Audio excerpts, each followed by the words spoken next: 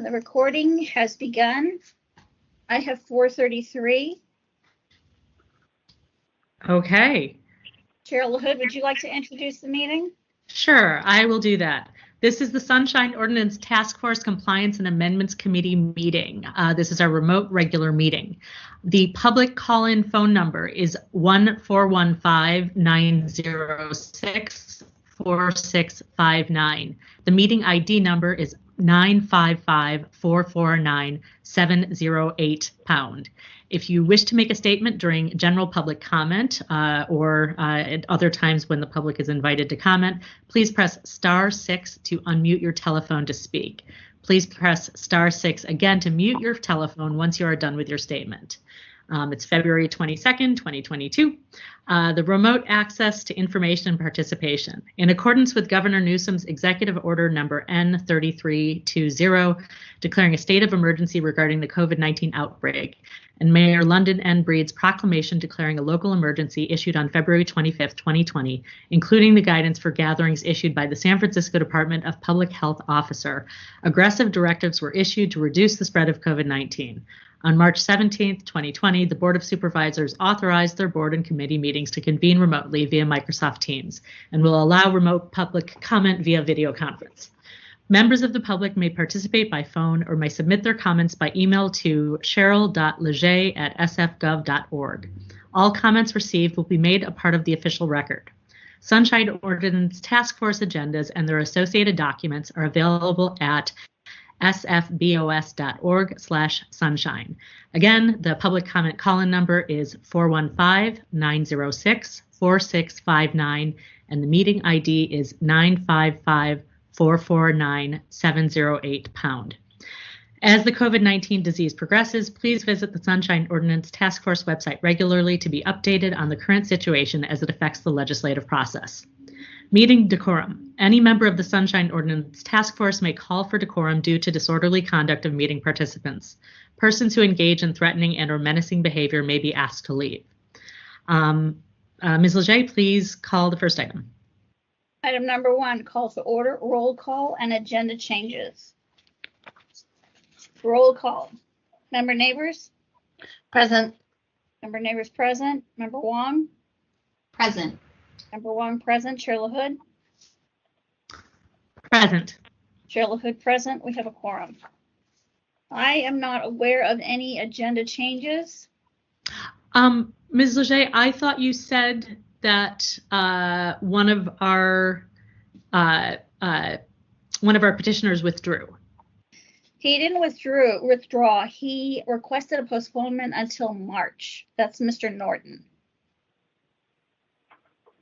Oh, okay. So I'm sorry. From the agenda. That's what happened. Okay. Okay.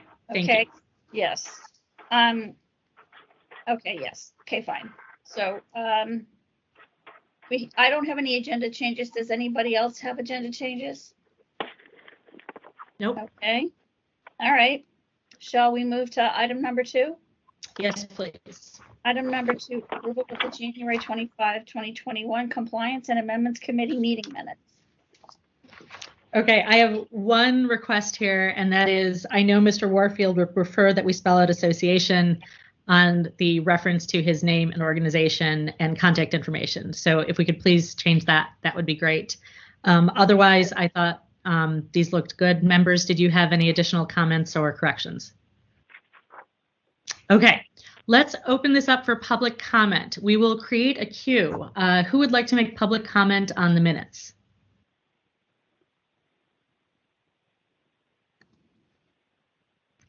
Is there anyone who would like to make public comment on the minutes? We can't hear you if you're trying to speak. You'll need to press *6 to unmute yourself.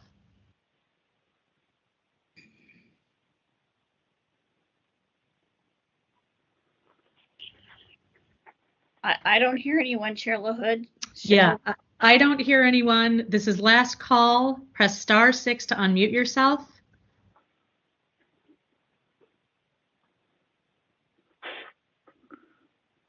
Okay, it looks like we don't have any public comment. Would anyone like to make a motion to approve the minutes with that one correction?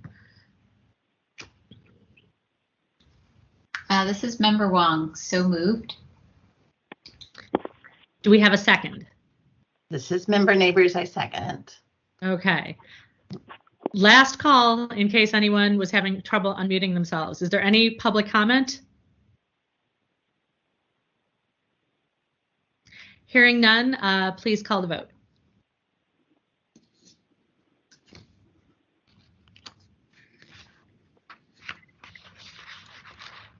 Member Wong? Aye.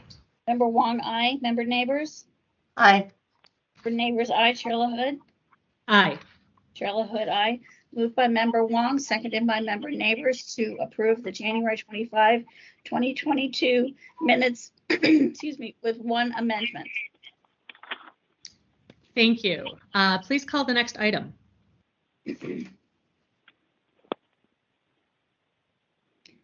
Item number 3, public comment. Members of the public may address the committee on matters that are within the committee's jurisdiction, but not on today's agenda. Okay, again, we will create a queue. Who would like to make public comment on matters not on today's agenda? I'm Patrick. I'd also like to comment, please. Okay, you, Patrick, you're the first person I heard. Is there anyone else who would like to make public comment?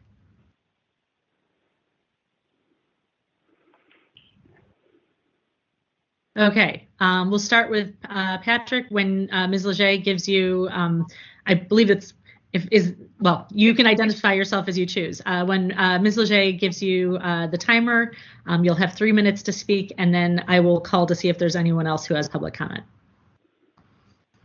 Patrick, are you ready? Yes, ma'am. Go ahead, sir. I'm Patrick Manetcha. I'm hoping that as the task force gets around to revising your complaint procedures and the procedures for conducting your meetings that should be standardized across all task force subcommittees, that you will consider taking the opening statements followed by taking any rebuttals prior to introducing motions.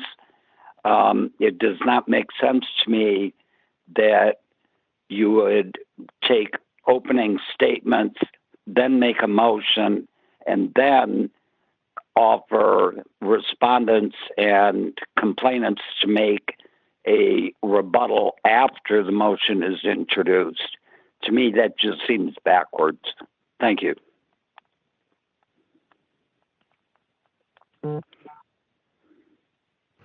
Thank you for your comment. Is there anyone else wishing to make public comment on items not on today's agenda?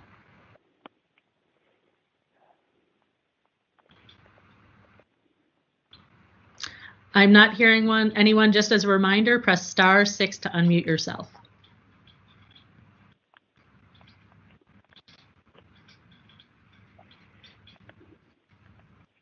Okay, I think that might be it for public comment today.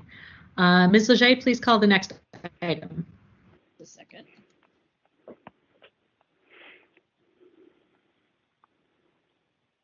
Just a second, I'm just getting my computer here.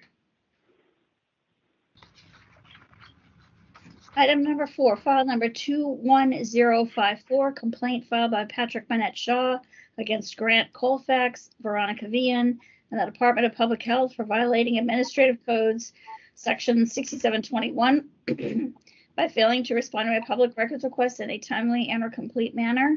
6721B for failing to provide a complete records production. 6721C for failing to provide Mr. Manetcha assistance. 6727 for failing to provide justification for redactions.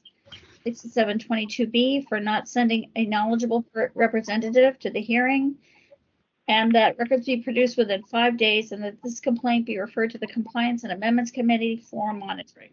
Shall I read the preamble? Yes, please. On October 6, 2021, the task force moved to find that the Department of Public Health violated Administrative Code sections 6721B by failing to provide a complete production of records,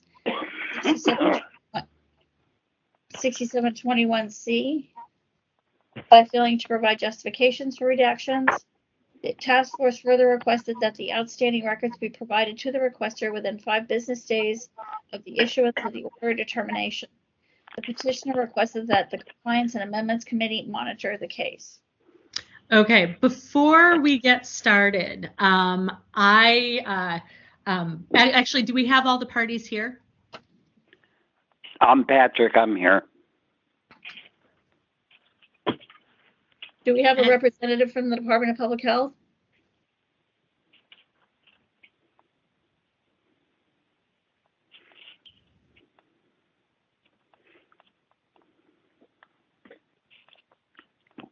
Calling for a representative from the Department of Public Health. This is file number 21054. This is Eric Raffin for the Department of Public Health, and I'm also joined by Allison Hawks. Great.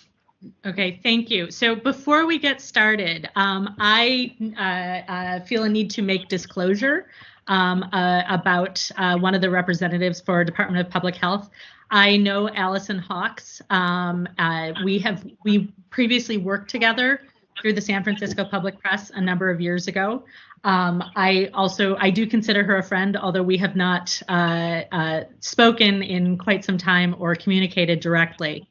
I also felt a need to disclose, because of the new regulations, that she has in the past donated to the San Francisco Public Press. I have not made a direct ask of her beyond the fact that she may be on our mailing list, which we send out to several thousand people. But I wanted to make that full disclosure and to offer to both the petitioner and the respondent, if you don't feel comfortable with me participating in this case, I am willing to recuse myself, and I want to offer you the opportunity to make that decision. So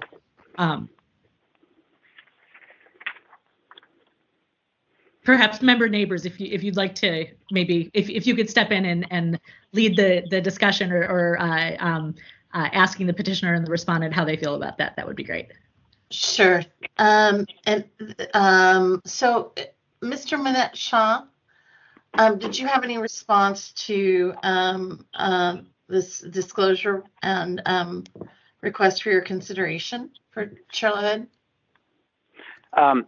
No, I'm fine with Ms. LaHood revealing the disclosure, and I'm confident she'll, weigh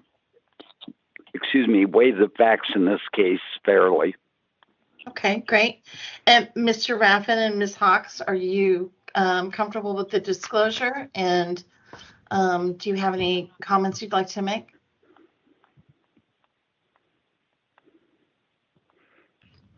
This is Mr. Raffin. I don't have any concerns. Okay. Ms. Hawks?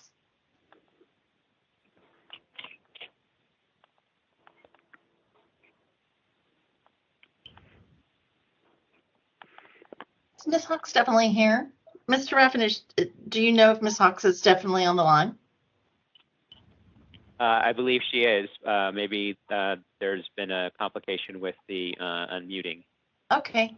Ms. Hawks, if you do toggle, you can toggle mute on and off with *6.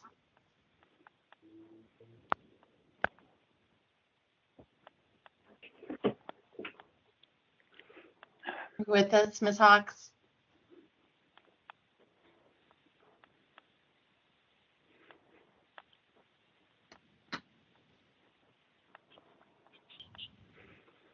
Ms. Hawks, you need to unmute yourself by pressing *6.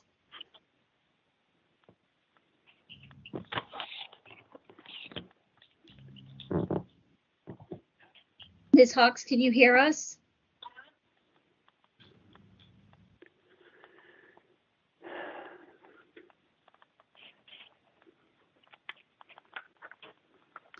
Committee members, this is Mr. Raffin. I received a message from Ms. Hawks saying that she's having a problem on her line.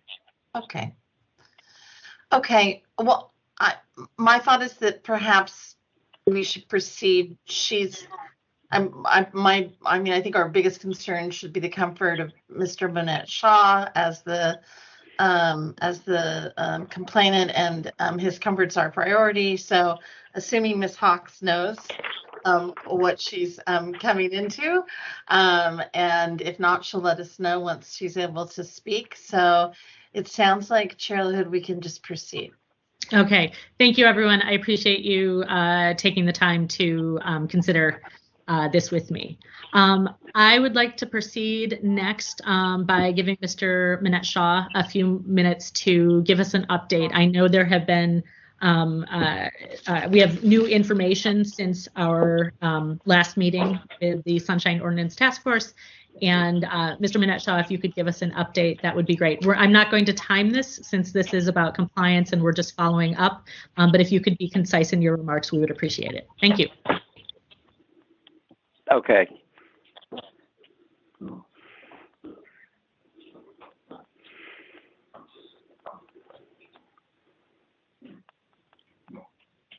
Ms. Leger, can I start? Oh, yeah, but we're not timing you, so go ahead and begin whenever you're ready. All right, I'm ready. Here I go. I'm asking this committee today to refer this complaint back to the full task force. I hope CAC members have had the opportunity to read the supplementary document I submitted on February 16th for today's hearing. My cover email is on electronic page 59 of today's PDF packet, and the supplemental information begins on page 61. A quick reminder, the task force ruled in my favor on October 6th and yet did not issue the order of determination until January 31st, 4 months later. 7 days after DOD was issued, DPH replied. It's on page 58 and again on page 65 in today's PDF file, saying, quote, discharge notes are in free-form text, end quote, implying it wasn't possible to extract data from database text or memo fields in order to comply with SIPRA section 6253.9A2. DPH continued with the closing, quote, we are therefore unable to produce the records requested, end quote. DPH's February 7th response represents a 180-degree U-turn because DPH first asserted on September 16th, 2020, that the EPIC database does, quote, does not track out-of-county discharges, end quote. And then nearly 17 months later, DPH changed its tune on February 7th, saying in effect, quote, EPIC may, not quote, saying in effect, EPIC may have out-of-county discharge, but, quote, the data is in text fields, end quote, implying it can't extract data. That's patently ridiculous. Notably, it's been almost 20 months since I first requested this data on July 6, 2020. I made a minor error in my initial testimony to the task force, saying EPIC Corporation's Media Relations Department had told me on June 6, 2021, that discharge disposition and discharge location data are stored in EPIC, in EPIC's patient flow module.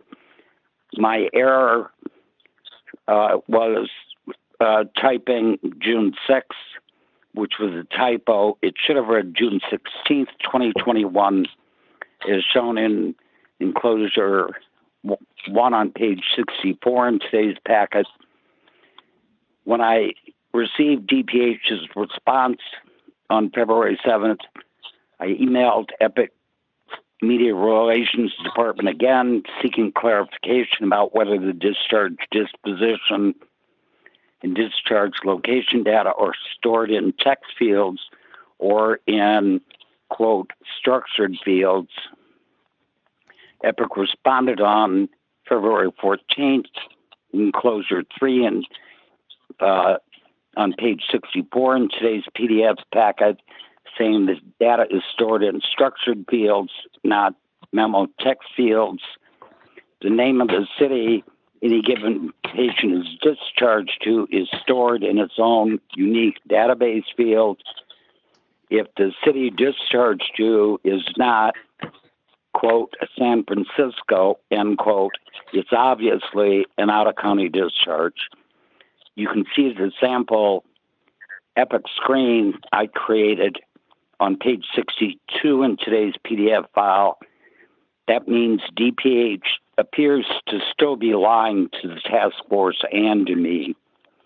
As I outlined in today's supplementary information, I am requesting the OD be amended to add the 3 additional named people responsible at DPH, including Mr. Raffin, who has notably been not in any of the 2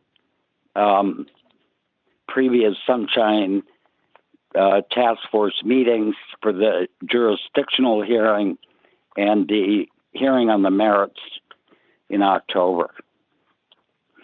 Given the provision in your complaint procedures on page 63, I've submitted proposed wording for a motion for you to consider introducing today to send this complaint back to the full task force to 1, revise the OD to add the 3 additional people, 2, refer this complaint to the Board of Supervisors, Public Safety and Neighborhood Services Committee, and to the Ethics Commission for additional compliance follow-up, and 3, again, order DPH to produce the requested records by writing an ad hoc query against the city field in EPIC's patient flow discharge notes screen to extract only San Francisco residents who have been discharged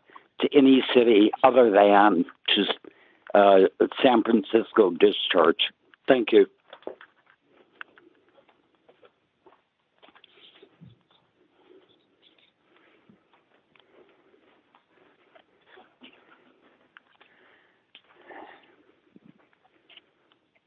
Mute, you're mute.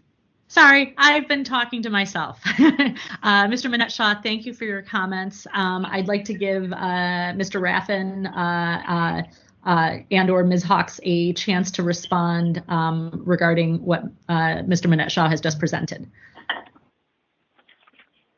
Hi, can you hear me? Yes.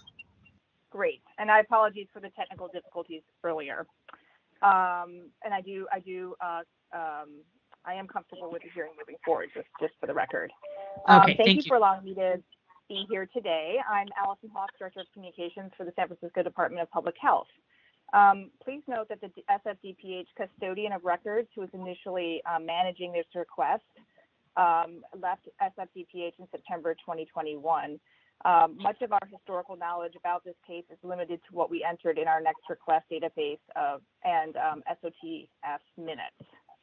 So I'll just run down a quick history here. On May 5th, 2021, Patrick Minette-Shaw opened Public Records Request 21-2189 for out-of-county discharge data from the DSFG Hospital and Laguna Honda Hospital. Our former DPH Public Records custodian, Veronica Vian, was able to provide limited data for Laguna Honda, but stated that DSFG does not track out-of-county discharges, and therefore DPH had no responsive records. The records request was closed. On July 20th, 2021, SOTF heard a complaint filed by Patrick Minette-Shaw stating that DPH failed to respond to a public records request in a timely and or complete manner.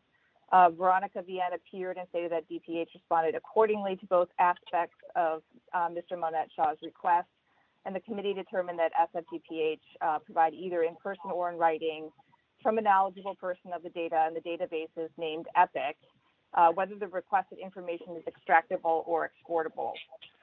On October 6, 2021, the committee held a hearing to review the above determination. By this time, Ms. Vian was no longer with DPH, and acting DPH Public Records Custodian Christina Padilla appeared at this hearing. She stated that DPH has adopted a new electronic system which does not track out-of-county discharge systems. This is the hearing that needed to have a subject matter expert from DPH appear, and we apologize for not providing a subject matter expert on October 6, 2021. The result of this hearing was that DPH was found in violation for failing to provide a complete production of records, and that the outstanding records be provided within 5 business days. On Monday, January 31st, 2022, SOTF issued an order of determination instructing DPH to submit a response to the SOTF administrator and Mr. Monette Shaw within 5 business days. And on Monday, February 7th, 2022, DPH provided a written response for the order of determination detailing why out-of-county discharge information is not available and why DPH is therefore unable to provide the records requested. On February 4th, DPH received an immediate disclosure public records request from Patrick Monette Shaw seeking out-of-county discharge data for the periods of May 1st, 2021 to December 31st, 2021, and January 1st, 2022 to January 31st, 2022. And then on February 8th, DPH Health Commission Secretary and members of the Health Commission received a response email from Mr. Monette Shaw claiming DPH's failure to comply with the Sunshine Ordinance records request since 2014, requesting that the Health Commission provide direct DPH to contact Epic's customer service support staff to assist with writing a query to extract the requested data, and that we are in violation of SOTF's above referenced order of determination because we provided a written response that does not include the requested data. So I will now turn it over to Eric Raffin, our DPH subject matter expert, to explain why DPH cannot provide the requested data. Thank you. Mr. Raffin. Yes, good afternoon. Can you hear me? Yes. Thank you. Well, good afternoon, committee members. I'm Eric Raffin, speaking on behalf of DPH. I serve as the DPH Chief Information Officer and have been working in the field of healthcare information systems and technology since 1998. I have reviewed Mr. Monette Shaw's public records request for information about out-of-county discharges from the Laguna Honda Hospital and will now explain why we unfortunately are not able to provide responsive records. On August 3rd, 2019, DPH implemented a new enterprise electronic health record system, which I will refer to as the EHR. Laguna Honda Hospital was included in this implementation. Discharge information is recorded in the EHR. However, most of the information that is recorded is not in discrete data fields. Mr. Monette Shaw has requested to learn how many discharges were made from Laguna Honda Hospital to skilled nursing facilities outside the city and county of San Francisco. We do not track the names and or addresses of discharge facilities in any discrete data fields. Making a simple query and report with the responsive information as Mr. Monette Shaw has requested not possible. I know this because I have made a reasonable effort to identify the responsive information by conducting a proper query of our electronic health record database, and here are my findings. Between August 3rd, 2019 and February 14, 2022, Laguna Honda Hospital discharged 1,480 residents. While not required by regulatory or business requirements, discharges can, not must, be categorized by the discharge coordinator and include categories such as discharge to home, discharge to hospice, and discharge to outside skilled nursing intermediate care or assisted living facilities. Because the discharge category field in the EHR is optional, staff do not consistently select a discharge category. Of the 1,480 Laguna Honda Hospital discharges since August 3rd, 2019, only 2 of those discharges have been categorized as being to outside SFDPH skilled nursing intermediate care or assisted living facilities. In this context, outside of SFDPH means that the discharges were made to facilities that are not part of the DPH San Francisco Health Network, regardless of their geographic location, being either within the city or outside the city. In contrast, 1,359 of the 1,480 discharges, or 91.8%, have no discharge category selected. In order to determine if any information about the discharge facilities, such as address, is contained in the 1,480 discharge summaries, which are paragraphs of text and not searchable by any discrete data fields, DPH would need to expend extraordinary efforts to make this determination, including the following tasks. 1, create a new data file which would contain the manually extracted text of each of the 1,480 discharge summaries. This file would contain personally identifiable and protected health information, which means the file itself cannot be shared. DPH staff would need to review each discharge summary and annotate in a separate new file if the names and addresses of skilled nursing facilities are noted. And finally, DPH staff would then need to determine for any facilities that are described by name and or address if the facilities are located outside the city and county of San Francisco. In addition to this work requiring the creation of new records, DPH cannot guarantee the existence or extent of the responsive records sought by Mr. Monette Shaw. This summary is provided to display transparency into our EHR record-keeping system and to ensure your committee is receiving information from a subject matter expert who has made a reasonable search for responsive records and has not been able to identify said records. Thank you for the time to respond to your committee on this item. Thank you. We appreciate your response. Members, do you have questions for the petitioner or respondents?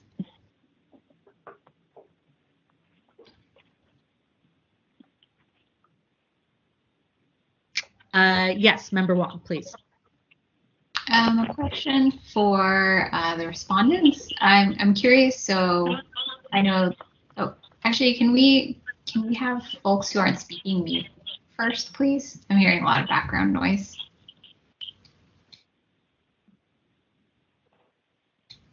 Yeah. So the question is.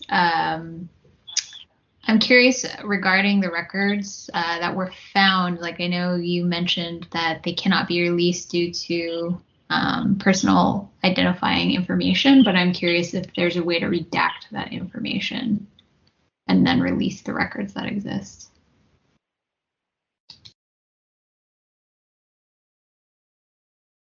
There may be a short delay as I have just muted everybody on the list. They will need to unmute themselves if they would like to speak.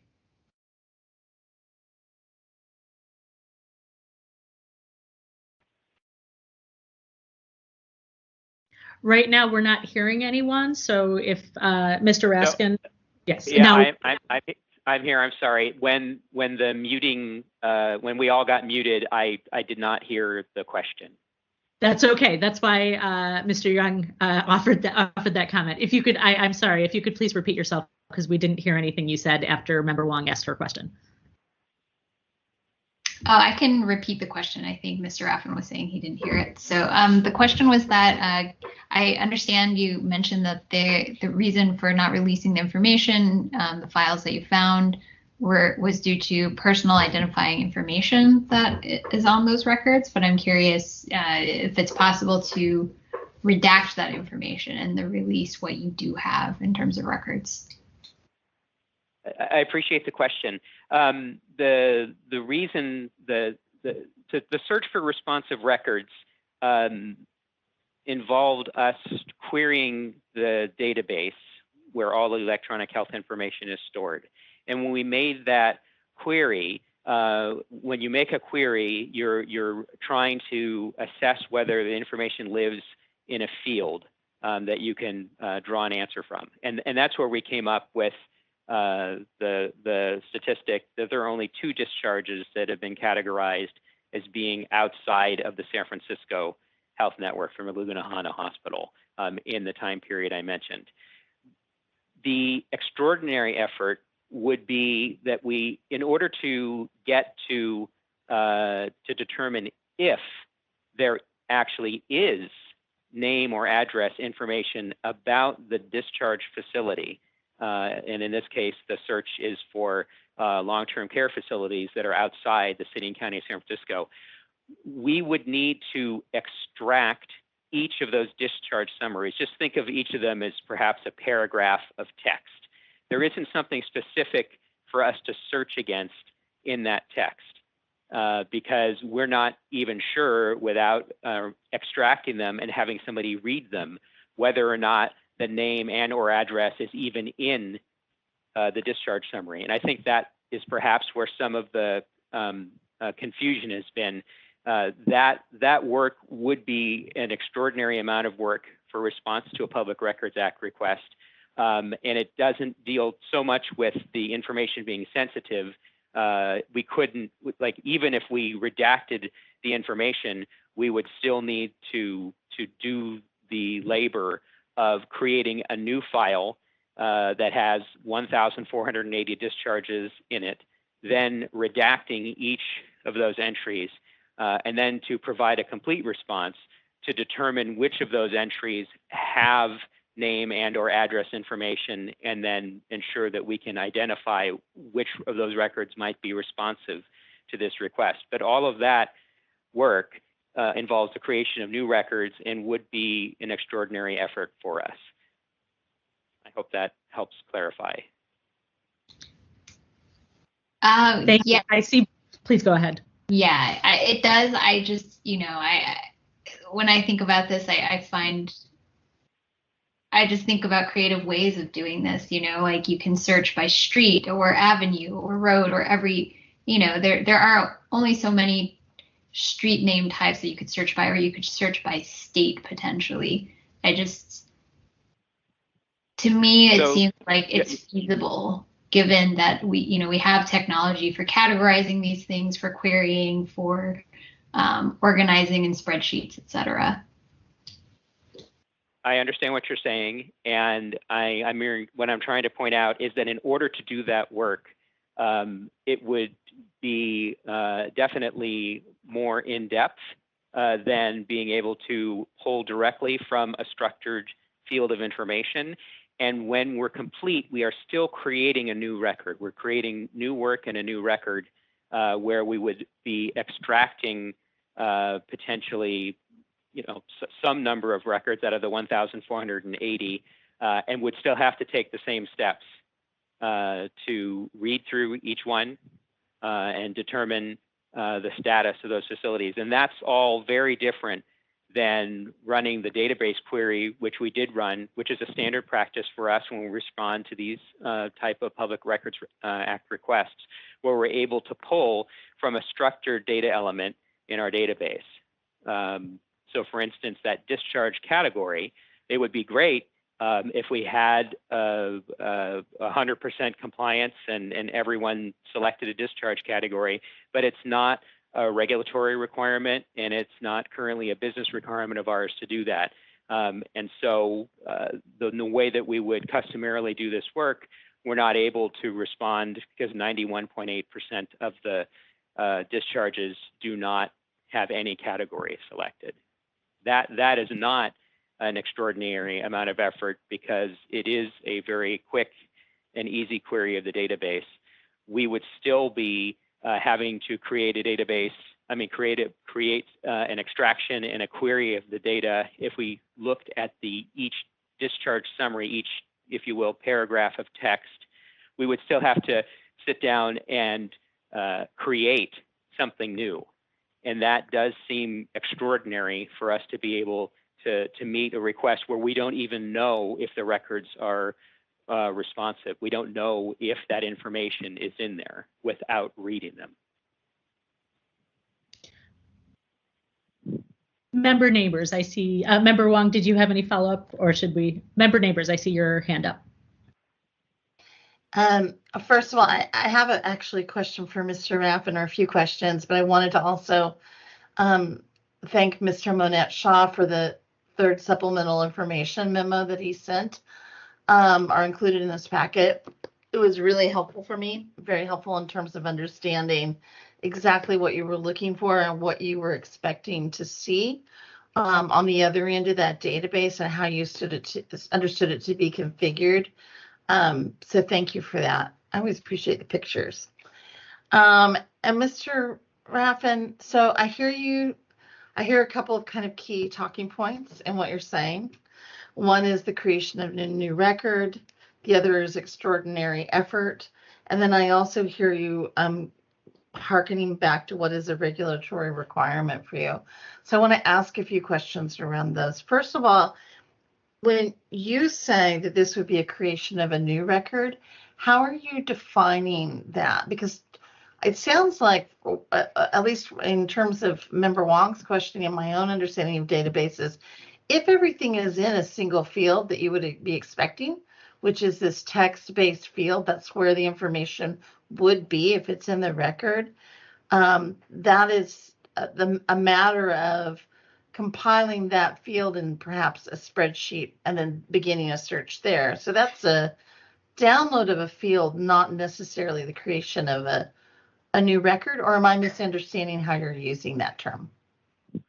I'm using the term to say that we would have to, if you will, make a copy of the record into, and by doing that, we're creating a new record that we then have to secure and protect because of the sensitivity of the data in that record. And that record would contain the discharge summaries, so these paragraphs of text. In this case, for the time period I mentioned, 1,480 of them. So we do view that as a new record because it contains sensitive information, and it is not a report. It's actually the typed text from the discharge coordinator, which in itself is part of a system of record, and we've taken that out, and we've taken it out of the system and put it into and created a new record that we would be then conducting a search against. Okay, so it's not, there wouldn't be new information or new data. It would be taking existing data and an existing record and putting it in a new format. Is that right? It would be taking, in this case, 1,480 records out of a transactional database environment. These records are not stored in the part of the EPIC database that we report against because it's free text, much in the way that, say, a progress note or an after-visit summary from your healthcare provider would be stored. Yep. And we would be taking those out, yes, and then having to basically construct a completely separate query from which again, I don't know all of the words we would need to choose from, but it's over 1,000 entries that we would be searching against. Okay. And I can't, and we don't know without interrogating those records, which I cannot do unless I pull them out of the EHR and put them in a new record. I can't tell you how many of them may or may not have the responsive information that Mr. Monette-Shaw seeks. Right, so it could be a small number. So it could be then, in terms of going through them, it could be a small number, it could be a large number. That's what our requester wants to find out. And it seems like that information is in the database. So it's a matter of, as Member Wong said, thinking about what's the way to get it out. So I really like what you were saying then in terms of thinking about search terms. So have you thought about what kinds of, like if you dropped these fields into a database or into an Excel sheet or another document, what kinds of search terms might you use to find that information? So to be completely frank, we have not entertained extracting that information out of the electronic health record. It is not a standard practice. We don't do it, to my knowledge, for any other purpose. So I am trying to find the responsive records in a way that we track them. And unfortunately, we don't track them in a responsive way. Okay. And then the last question I wanted to ask you is, in terms of your regulatory requirements, are you aware of any regulatory requirements to not maintain information that would be overriding our administrative code for retaining information? Could you repeat that? I wasn't exactly sure I caught all of that.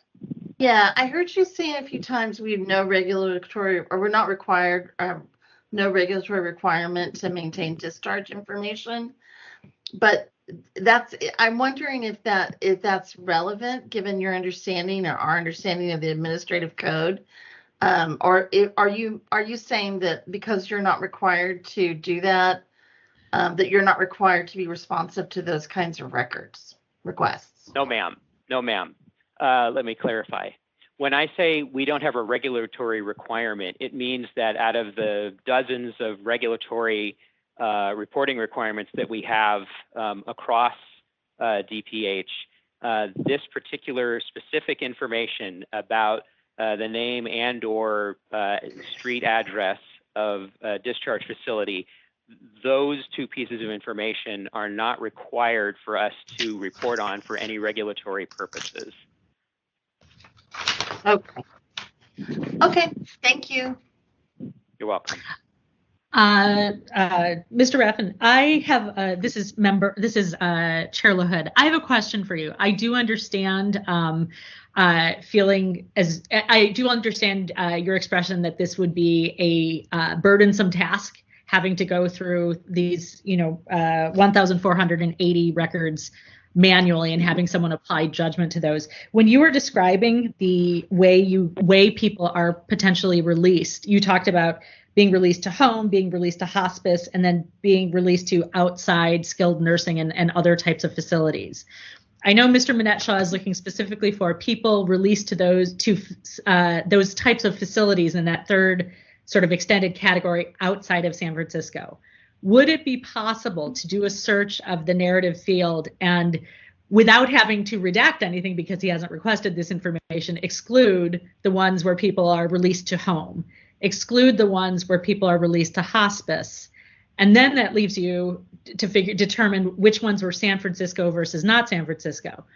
If they're in San Francisco, is there a set number of locations that you typically release people to, where it would be easy to say we release people typically to this dozen locations, where then those any mention of those then would be excluded? And I'm wondering if this is possible. And then I look at you said of the 1,480 records where people were released, that you said you didn't have any information for 1,359, which means you did have information for 121, and only 2 of those were to facilities outside of San Francisco, which means that less than 2% of the records that would even be categorized as people being released to outside skilled nursing and other types of long-term care facilities. I'm wondering that if you can exclude for people released home, people released to hospice, and then people released to a set number of places in San Francisco, it might not actually be, if we're talking about 2% of 1,480, that's a relatively small number of records that would need to be redacted. I just said a lot. What do you think of that? So I appreciate the creative approach.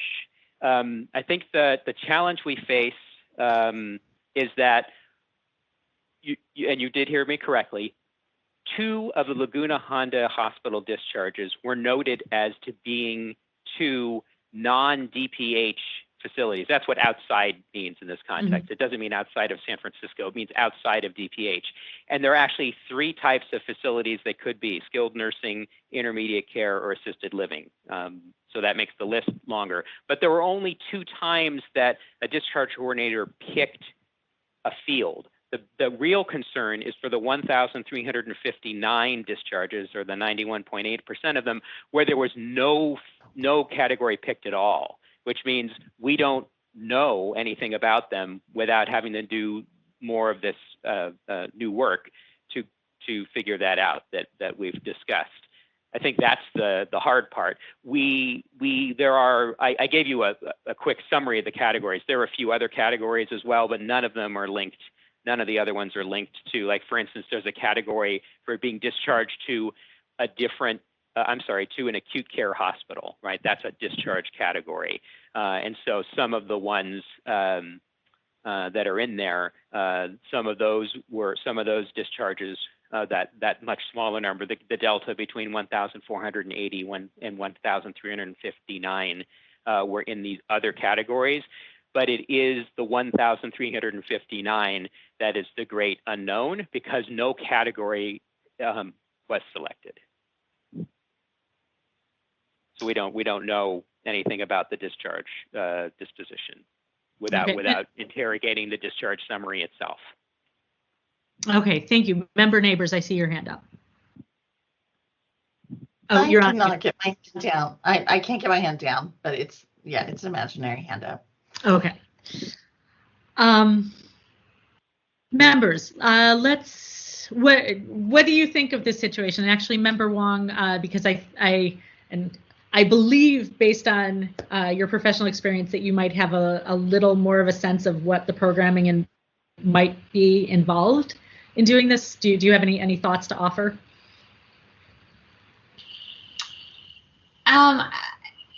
I guess from my perspective, like I understand that querying a database where the text is, just a block of text it's more difficult. And then also if a field is blank, then it's hard to determine based on that. However, like pulling records out, putting them into a spreadsheet and searching across a spreadsheet it's a whole different process, which to me seems more feasible, especially if you're going to start to filter down, the information. Perhaps there are records that don't even have that paragraph of text, and then filtering that down to a point where it would be more feasible to have someone read over those things, or even doing a search, across terms that I had mentioned. Like that makes sense to me, searching across, a zip code, like looking for 5 digits in a row, for example.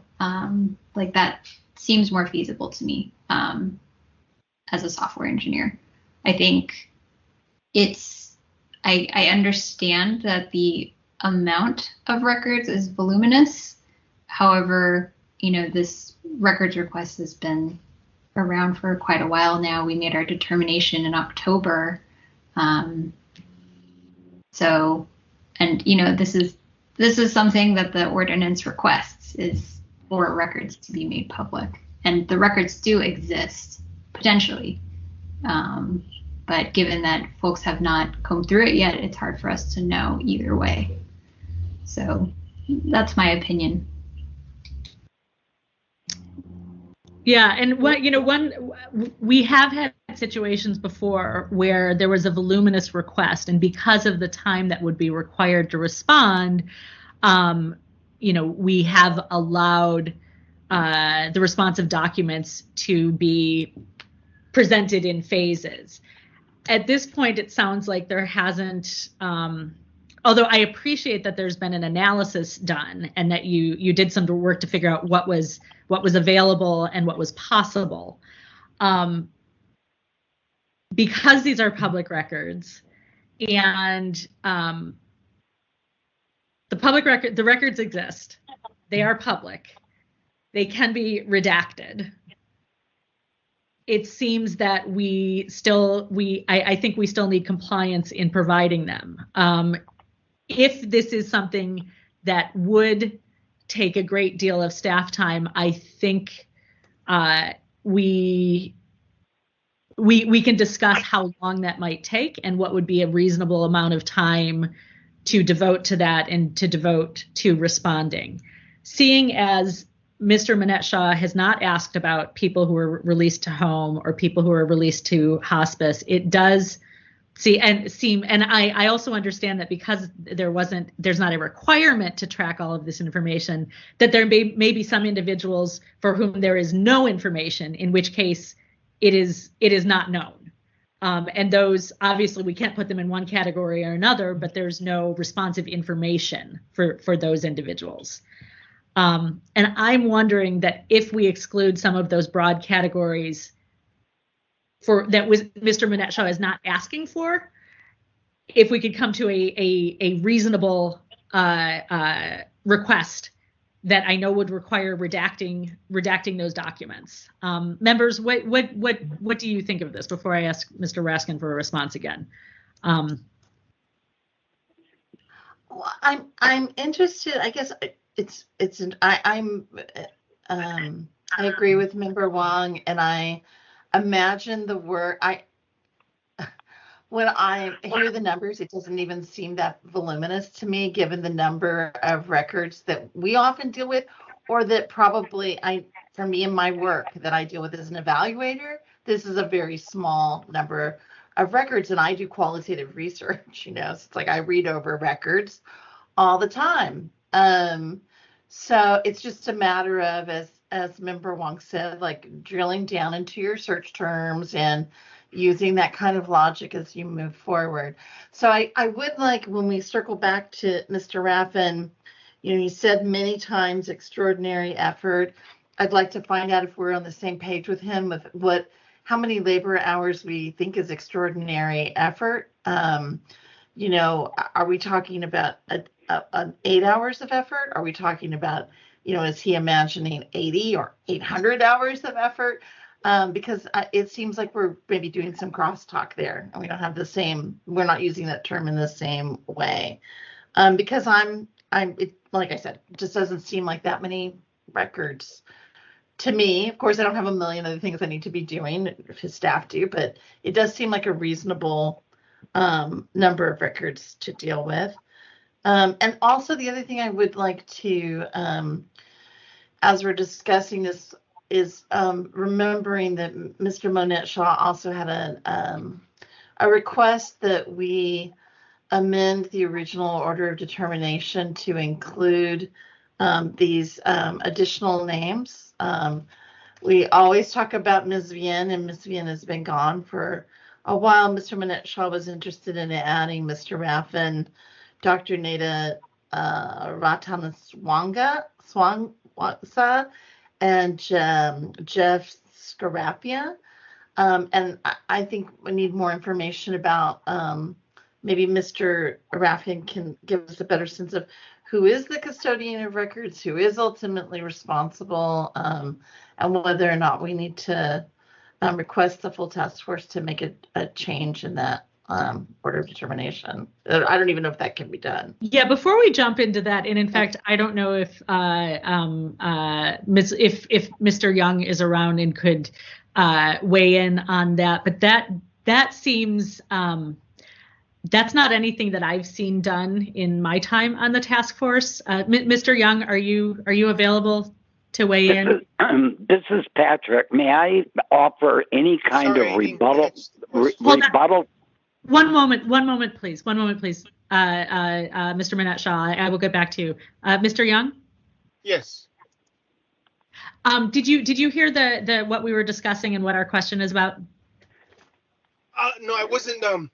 I didn't catch the entire question. My apologies. So there has been a request to modify an order of determination to add additional individuals to be named as potentially responsible. I said in my time on the task force, I have not heard of that happening. I don't even know if that's a possibility. And given your institutional knowledge, I was hoping you might be able to let us know if that has ever been done and if it is possible. I believe only the full task force can modify their own order of determination, but you can make that recommendation to them. Okay. May I please offer a rebuttal about what's been said so far? Yes, Mr. Monette Shaw, I will give you a chance to speak. We gave you a chance to speak at the beginning. This was the committee members having a discussion. Yes, please tell us, give us your thoughts. So you're giving me permission? Yes. Okay, so let me just briefly say, I addressed in my document I submitted for this hearing that it was a clerical error on the part of SOTF staff. I have repeatedly mentioned both orally and in subject lines that I wanted these additional people added at either the jurisdictional hearing level or at the merit level of hearings, and it simply wasn't done. So asking that you send it back to the task force and let them make the decision whether you have seen an amendment like this to an OD in the past or not is not the point. The point is there's been a clerical error made. You should have added them long ago. But more to the point, let me address Mr. Raffin's opening presentation, and that is the multiple times I've contacted Epic's Media Relations Department. They have said nothing about whether the discharge location and discharge dispositions are contained in a discharge, quote, summary. They did tell me way back in June that there's an additional add-on module called Clinical Case Management for social workers and clinical staff to assess whether a discharge location is appropriate or not. I know when I developed a database at Laguna Honda Hospital, we had occupational therapists and social workers who would make site visits and weigh in on whether one location or another under consideration was appropriate. And those were text fields. I understand why there would be a discharge summary text field, but Epic Corporation has consistently and repeatedly said that the clinical case management module is an add-on, and on June 16th, 2021, I specifically asked whether DPH had purchased that add-on module, and I was sent a 474-page contract that was heavily redacted because of proprietary stuff between Epic and its client, DPH, to the tune of a good 400 of those 470 pages were completely redacted, such that I couldn't tell whether DPH had bought that additional module to be able to add and weigh separate discharge alternatives in discharge summary memo fields. But instead, Epic has consistently said that there are structured fields for the discharge disposition and the discharge location in the patient flow module, which is not an add-on. It's part of Epic's enterprise base package. DPH didn't have to spend a dime extra to get it out of the $167 million they've already spent. It's that data is in structured fields, and I want to just briefly touch on this, that I had put in a separate public records request asking for who had made this determination at DPH that the data was not available in Epic. And I was sent a whole series of email exchanges, and several of the lower level IT staff got hung up quibbling about having to to use a zip code lookup table to try to determine which zip codes were outside of the county of San Francisco so they could isolate which zip codes are, in fact, out of county. Mr. Minette-Shaw? Wait a minute. Look, okay. Please, let me finish. The Epic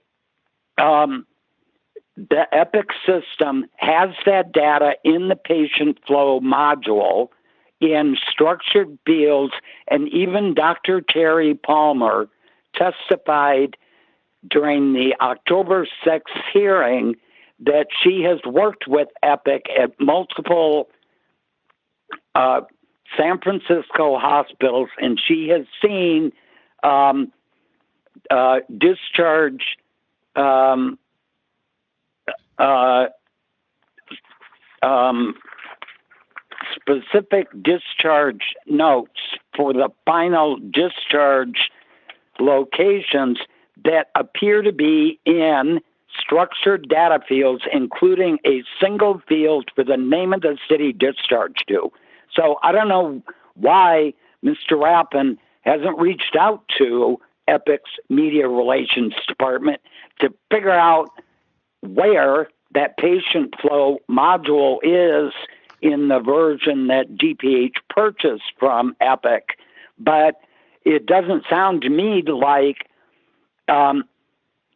Rappin or anybody else at DPH has even contacted EPIC to figure out if the sample discharge screen that I've given to you and them actually exists.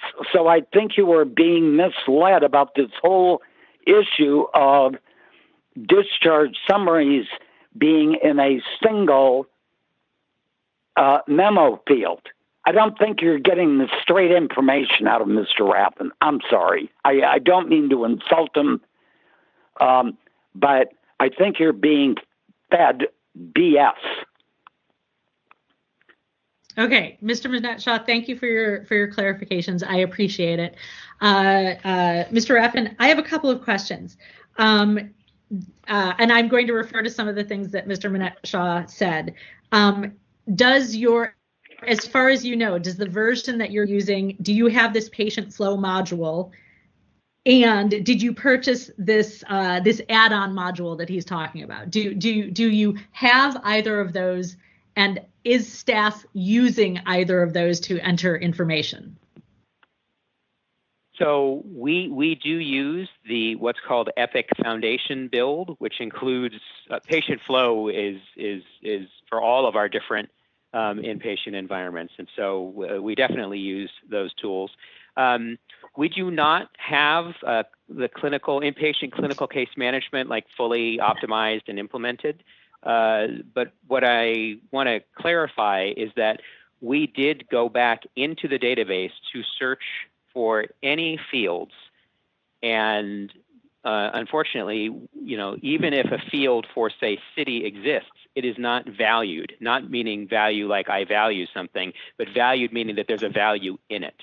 Mm-hmm. And that's the concern. The category is the information that we have some responses to, and that unfortunately, 91.8% of those discharges have a null value, as in a category wasn't selected.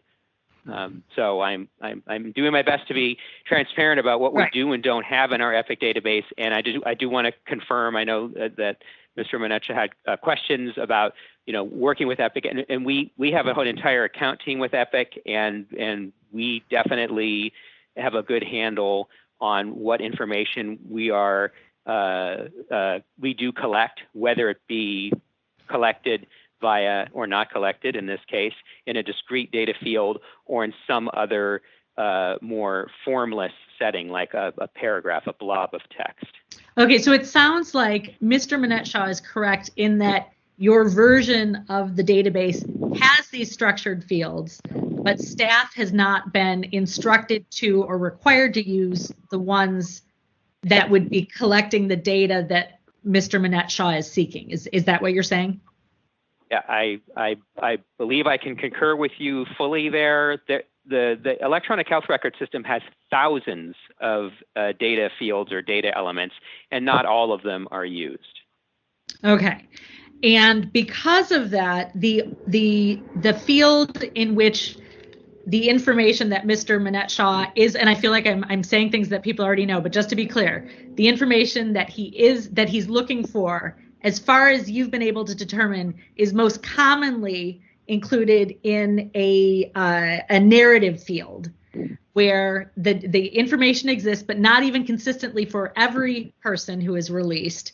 But at least in some cases, that information would be there and might let us know if somebody is released home or to hospice or, as you said, to assisted living facilities or acute care hospitals or wherever they're going.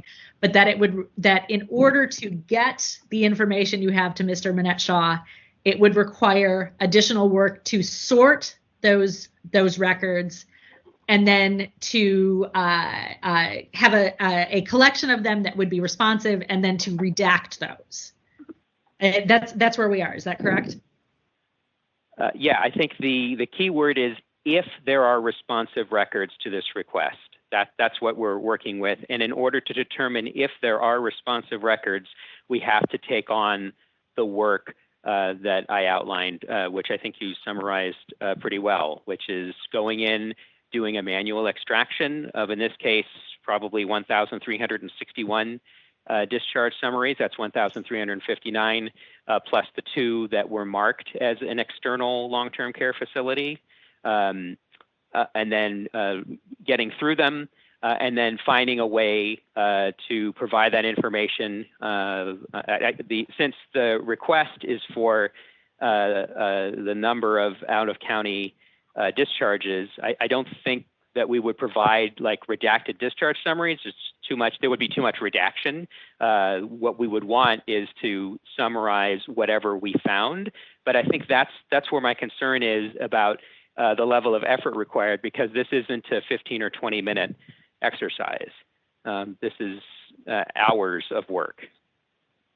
Yeah, and if I could just jump in here 1 second, I mean, that is something I wanted to just mention too, is just thinking about how much time and level of effort is required to fulfill these records requests. And you know, I know the Sunshine Ordinance does specify 15 minutes as no employee shall be required to respond to an inquiry or inquiries from an individual if it would take the employee more than 15 minutes to obtain the information responsive to the inquiry or inquiries.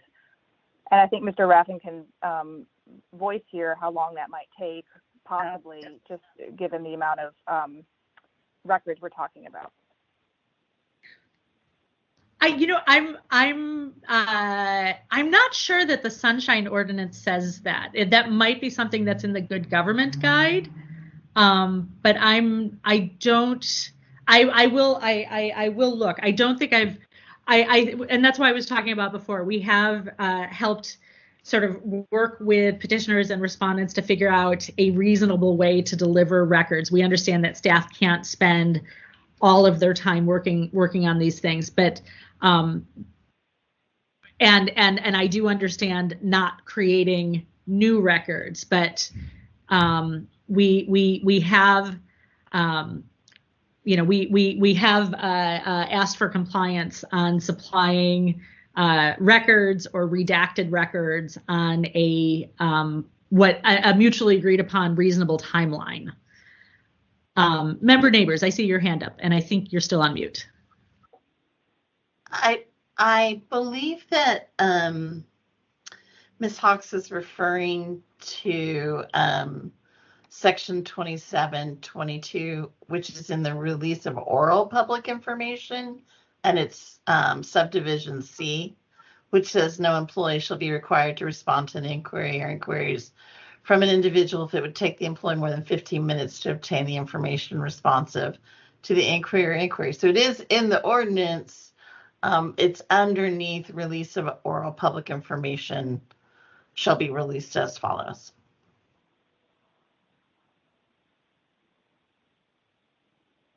I hope I'm not speaking out of turn here, but I just wanted to suggest that we have in the past had respondents who have been allotted a certain amount of time daily to spend on requests as per their supervisor said that they could.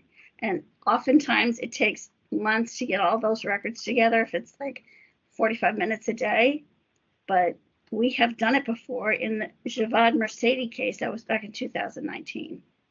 And it took from November 2018 until April 2019 for Mr. Mercedes to get all his records. But he did. He got them. Ms. Leger, thank you. It sounds like I do understand that there might be some work involved, but I do think, according to the Sunshine Ordinance and based on what Mr. Manette Shaw has requested and the fact that these are public documents, we do need to ask for this work to be done. This is my inclination. We need to discuss this with the all three members of the committee here. Committee members, what are your What are your thoughts on this at the moment? Could I make one last 30-second observation, please? Mr. Manette-Shaw, yes. Okay, so I just want to say, Mr.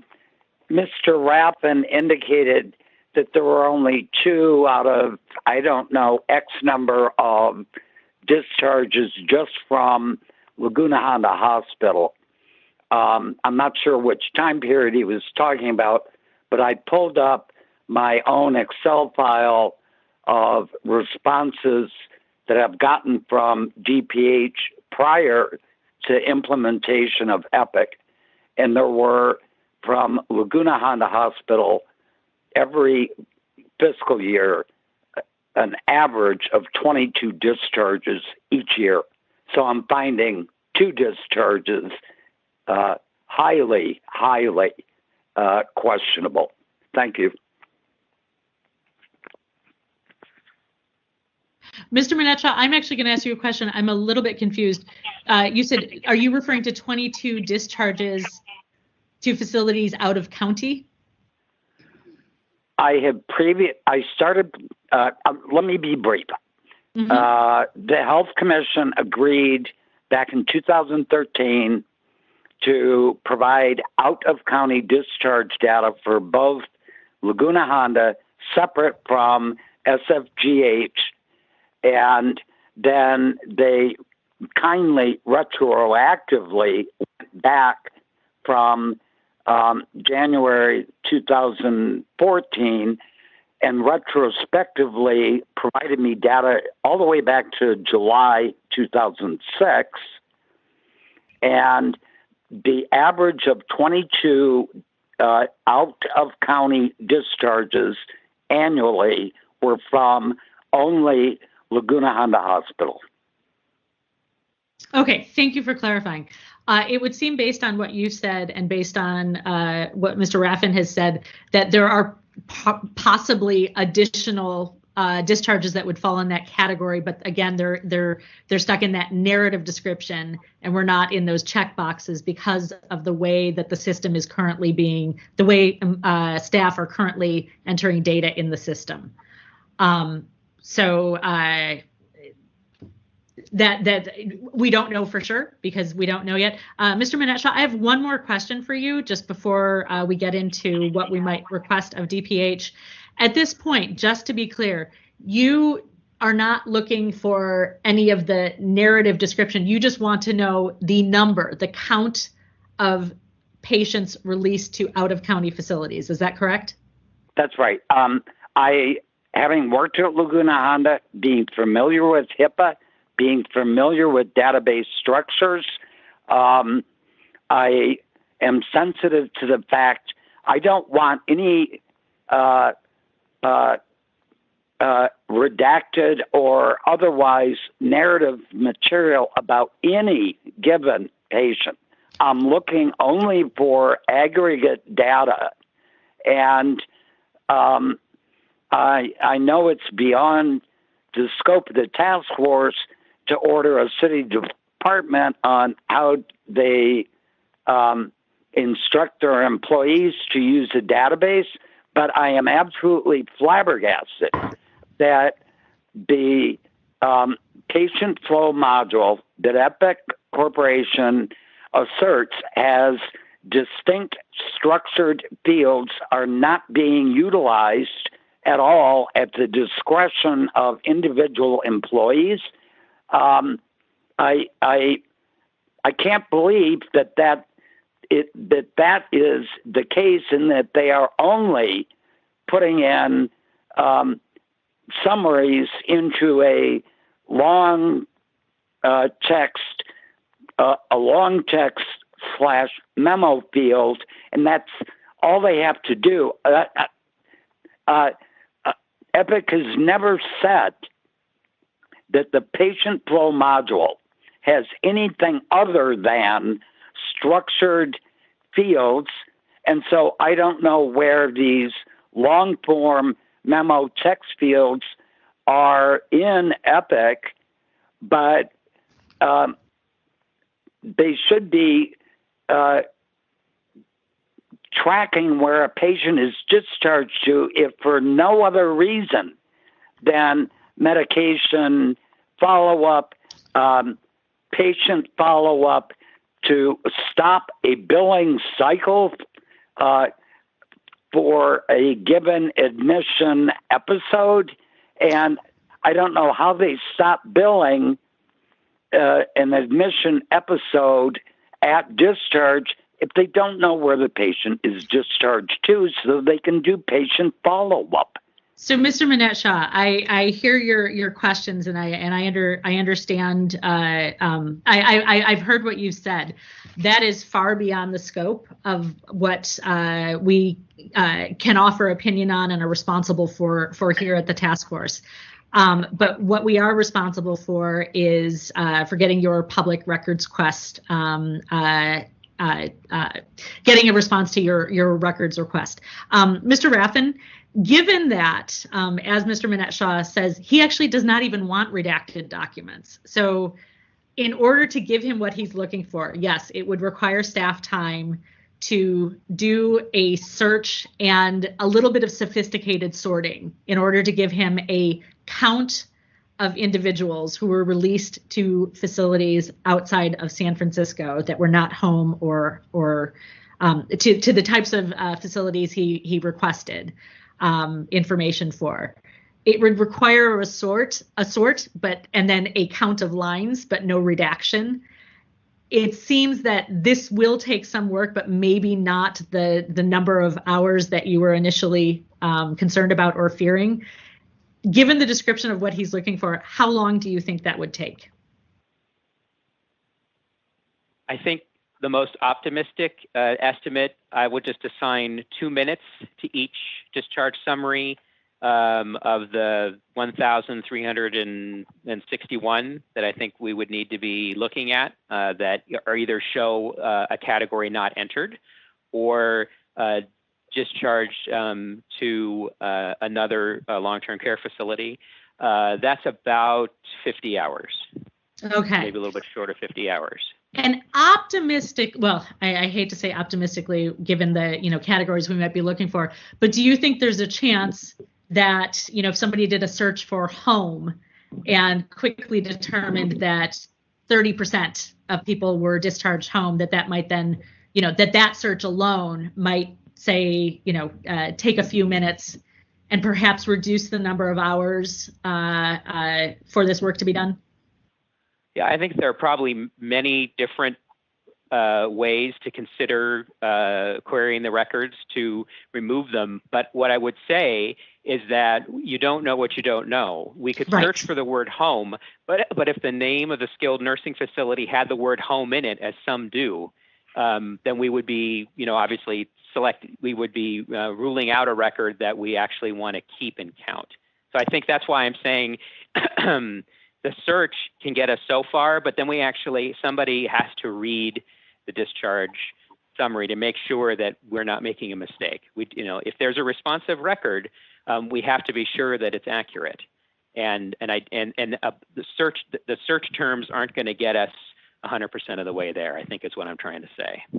Yes. And if I might add, when I asked who had made the determination, and I got those 68 or 70 email thread of low-level IT staff, they suggested what Mr. Raffin just did, that they could do some pre-screening of records electronically to narrow which records they would have to look at manually.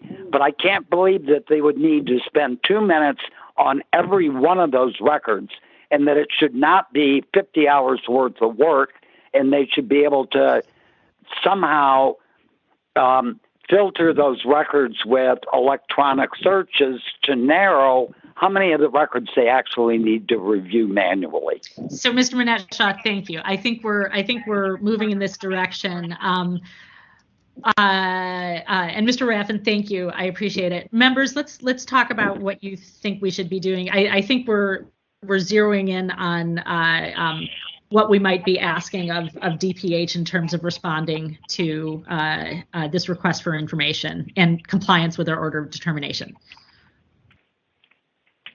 What would you propose at this moment?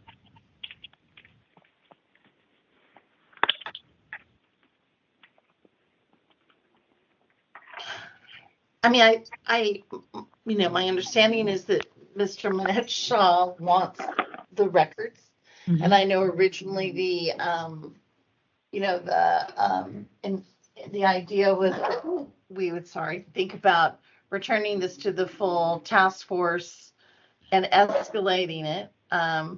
But if there's an opportunity that we can retrieve the records instead, that might be acceptable rather than escalating at this point.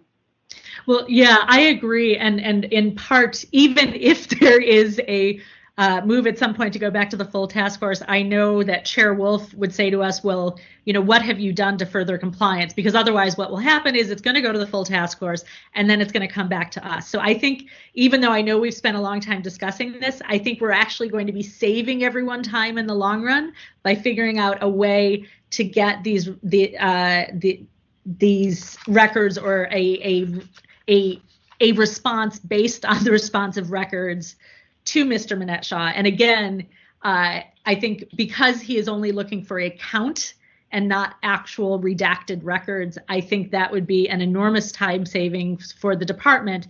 If they don't want to do a count, then it would require doing an extensive redaction and giving it to Mr. Manette Shaw so that he can count the lines himself, which to me sounds like way more work for everyone. Here's a thought. Yeah, please go ahead, member neighbors. It seems like, we could ask Mr. Raffin to begin that process and report out to us with the ideally being that he completes that process prior, that it takes less time than he believes it's going to take, and it turns out that he can release those records to Mr. Manette Shaw, and we can hear this again at our next convening, that it's been that the request has been made, or hear from Mr. Raffin regarding what is the burden and the weightiness in terms of, once he got into it, what kind of time is it taking, how difficult is this, do we need to set up a plan for rolling responses or some other approach to it? Yeah, I'm almost thinking that I'd like to ask Mr. Raffin on a perhaps a shorter timeline than our next hearing to report back to us that an assessment has been done and they think it's going to take X amount of time, or maybe delightfully, guess what? We figured it all out. Here's the answer.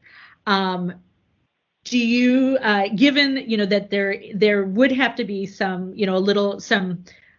sophisticated querying done, and I know it's not trivial, and they want to make sure that, and I know there would need to be some spot checking to make sure that they're not inadvertently including or excluding any.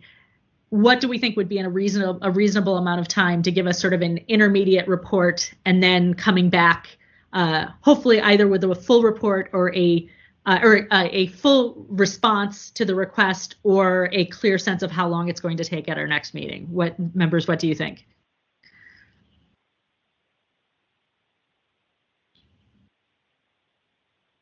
Two weeks, 10 days?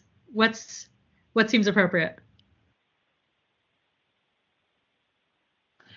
I would think 10 days would be appropriate. I think in times past we've suggested 5 days. Yeah. So 10 days seems like a good amount of time to to provide that window for at least a thorough experimentation to find out what the road ahead looks like. Yeah, Mr. Raffin, what do you think of that? If we were to give you 10 days, in an ideal scenario, if you're able to give a complete response, that would be, I think Mr. Manette Shaw, I don't want to say would be happy, but I think he would appreciate receiving the information at that time. Or do you think within 10 days you would at minimum be able to assess the problem and tell us how long it would take to complete the process.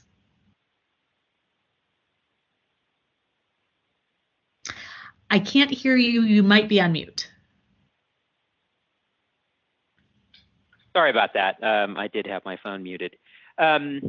Yeah, I doubt that in 10 days we would be able to muster the folks to complete the work, since it's going to involve, obviously involve some IT work, but it's also going to involve folks who need to look at the discharge text, and that would probably be in not in the IT team. So this would be something I need to go and work out with a couple of other colleagues, but I do think 10 days we could provide an assessment.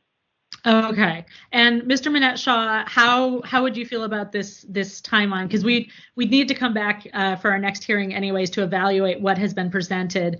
How do you feel about us getting an interim report about how they're going to do this and how long it's going to take within 10 days, and then having a clear sense at that point, maybe either a narrowed down sense of, that they're only going to have to review a few hundred records, or do you feel as though this would get us moving in the right direction? It probably would. I don't want to, commit myself one way or the other. I want to reiterate, this is not about data from LHH. It's about data from SFGH. Mm-hmm. And since Mr. Raffin says that he has a dedicated team at Epic, I would like to humbly ask that he work with Epic's team to try to figure out how much of this can be done through automated searches, to lessen any kind of impact on, say, social workers, staff having to manually review discharge summaries. I intend, well, no, I'm not going to tell you what I intend, but it sounds like a reasonable first step. Let's see how it turns out in 10 days, and we can go from there. Okay, thank you. I appreciate that. Members, would one of you like to formulate a motion? And I thought that the suggestion to have DPH work with Epic to see how much can be done with automated searches to reduce the burden sounds like a good idea as well. Would one of you like to formulate a motion?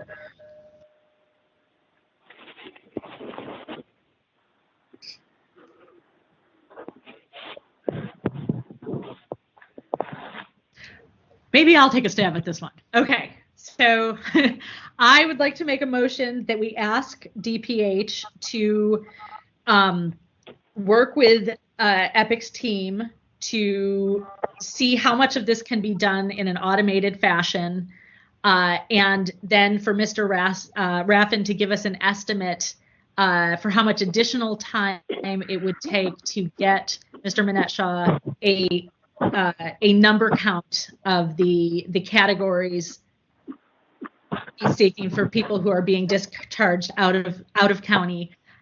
We'd like this response. We'd like a response about how long it will take in 10 days. And if at all possible, if it's possible to conclude the work in 10 days and give Mr. Minette-Shaw an answer to his question, that would be even better. One last clarifying request, please. Sure.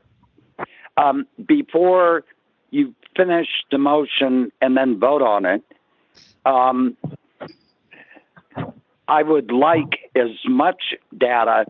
In the past, I have asked for racial demographics, and I have been provided that. I have not consistently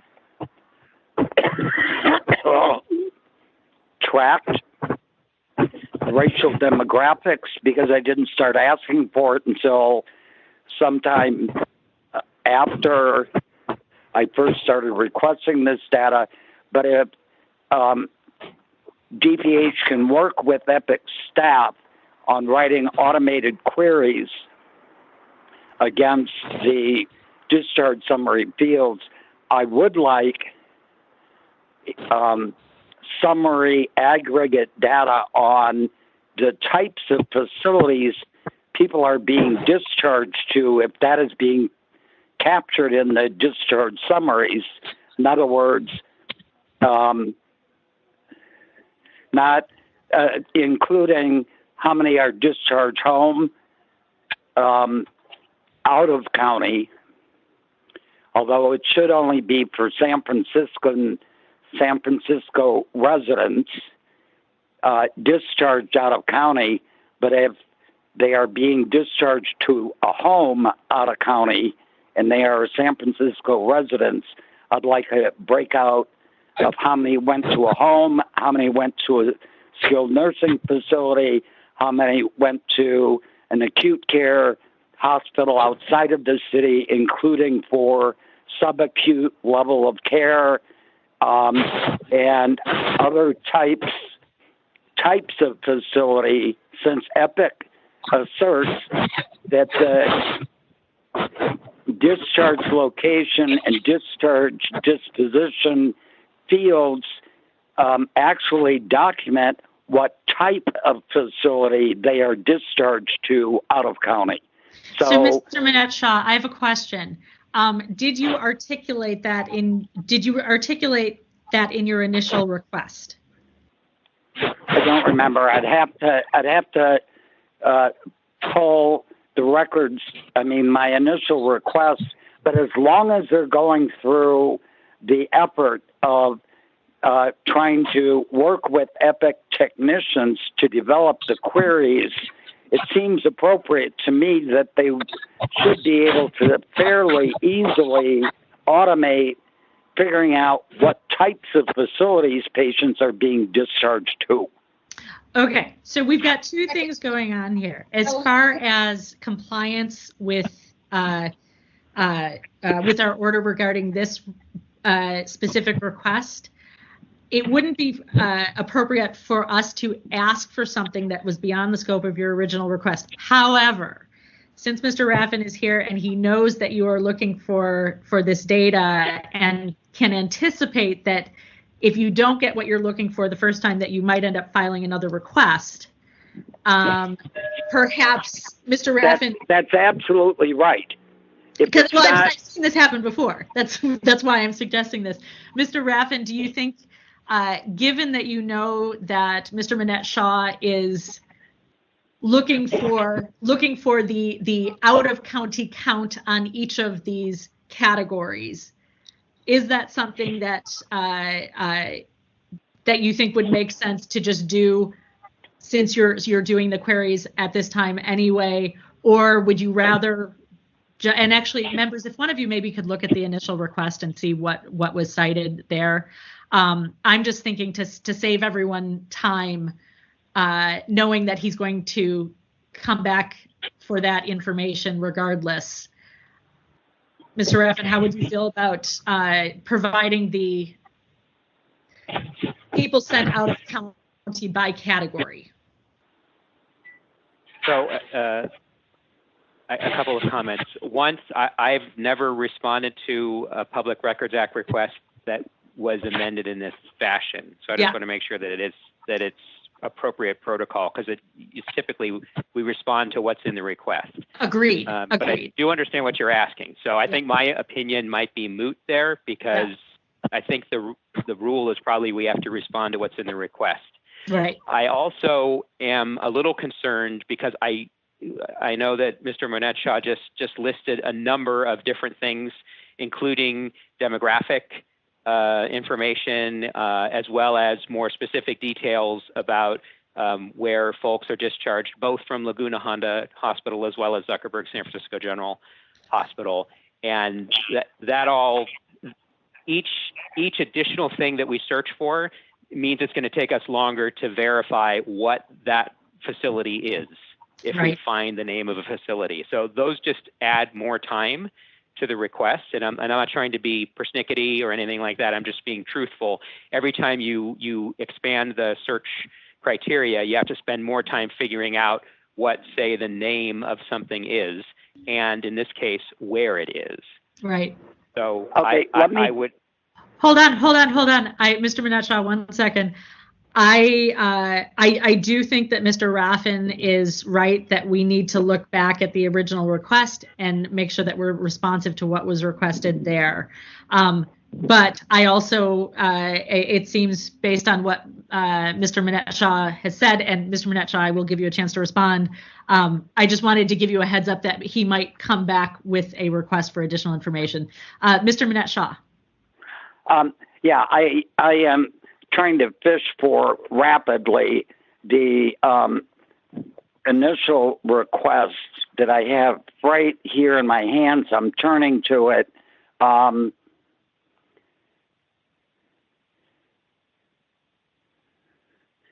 The request I placed on July 6, 2020 was for discharges of only San Francisco residents between two separate time periods and I asked that they be stratified between discharges from SFGH and Laguna Honda. I did not ask for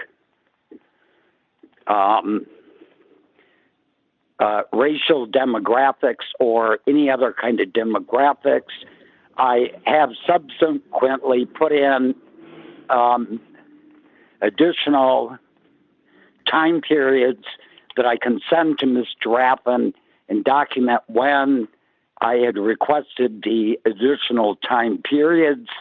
But in the interest of saving everyone time, having been a city employee, I understand not making people go back to the well a second or third time. I am going to be asking for the types, aggregate data on the types of facilities. If Mr. Raffin can't be magnanimous enough to include that now, he's going to have to look at that issue again in the very near future. So my view is do it now, be done with it. Make your staff only have to go through it once. And again, enlisting the help of EPIC technical support staff to assist you. I think much of these records can have multiple queries, if necessary, to track and isolate SFGH discharges from LHH discharges, and also run queries to try to figure out the types of facilities people are being discharged to. Okay. And I want to remind you that once this preliminary time assessment comes back to you, and you may hold an additional hearing a month from now at the compliance committee level, I'm going to be asking you again that I want this case referred to the Board of Supervisors, because I know that they are working on legislation requiring hospitals, all hospitals in the city, to provide this level of detail, and we should have SFGH clean up its own house before any such legislation is enacted. Thank you. Thank you. Okay, I am looking back at the original request, and it definitely had a request for the information from Laguna Honda and SF General. I also see a request here. It says another Excel file, and this was for out-of-county discharges of San Francisco residents. So the request was not for the breakdown of those different categories, but Mr. Raffin has heard what Mr. Manette Shaw will be looking for in the future. So perhaps in terms of devising the searches, he has that information. He says another Excel file showing the racial ethnic data of patients discharged out of county from those facilities, separating out the two hospitals for that same period. And he says, as a reminder, this records request only applies to San Francisco County residents who were discharged from the two hospitals to out-of-county facilities. Okay, to make things easier, just drop the racial demographics for now. Okay, so we are looking for, at this point, we want a count of out-of-county discharges of San Francisco residents for Laguna Honda and for SF General. And okay, so the motion is. Do you want me to read back what I have? Sure. Why don't you read back what you have, and we'll Okay. modify it as needed.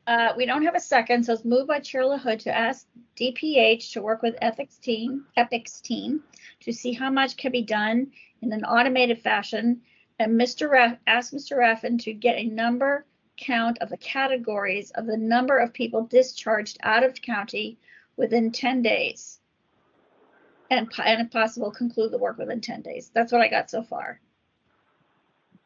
Yes, I'm gonna simplify the language. So we would like the number of out-of-county discharges of San Francisco residents from San Francisco General Hospital and Laguna Honda Hospital as separate numbers.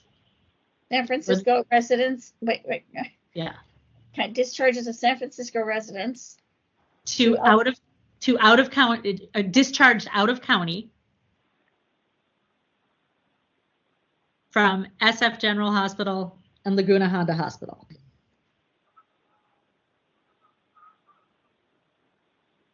As separate numbers.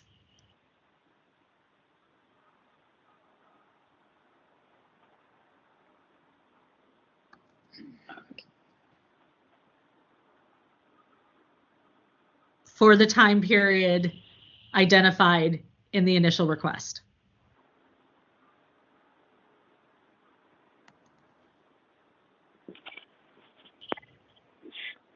Store the query for later reuse. I think that's a good recommendation.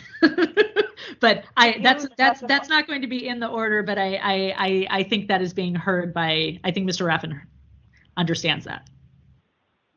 Okay, so the number of people, meaning the number of San Francisco residents? Yes.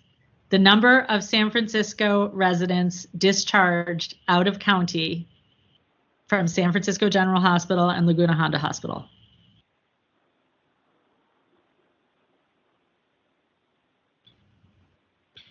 As separate numbers for the time period identified in the initial request and to respond within 10 days?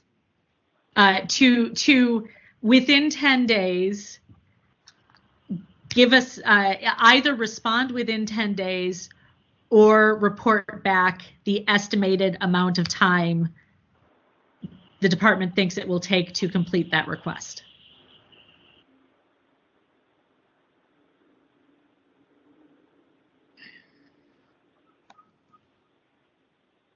Could we get some clarity, please, on what the time period we're talking about is in the initial request so we all understand? Yes. I am seeing, Mr. Manette Shaw, you made your initial request, am I looking at this correctly? January 1st, 2020 to June 30th, 2020. No, that's not right.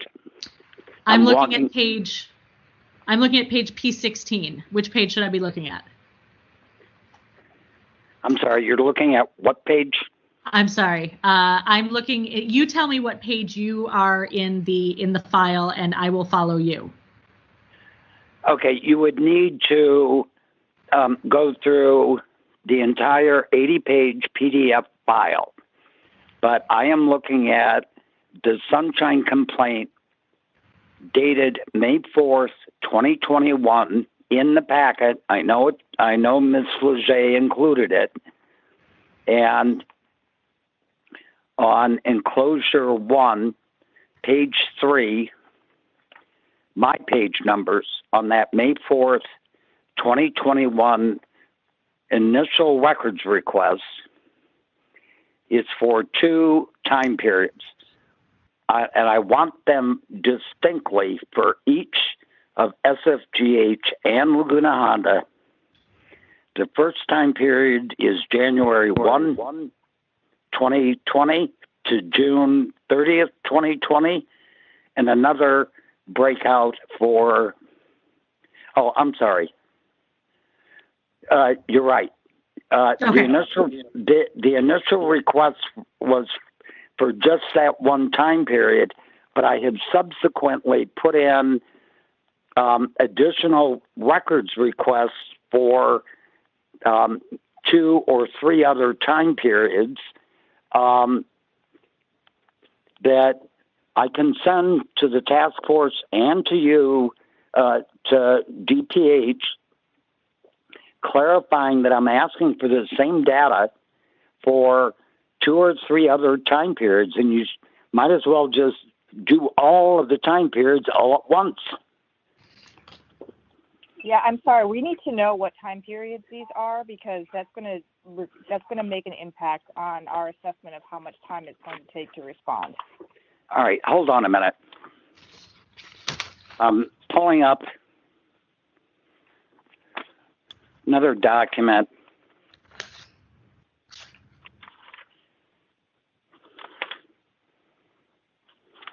While you're looking, Mr. Raffin had referred to the 1,480 residents being discharged from August 3rd, 2019 to February 14th, 2022. But Mr. Raffin, had you chosen that time period because it encompassed what Mr. Manette Shaw was looking for, plus bringing us up to roughly current time?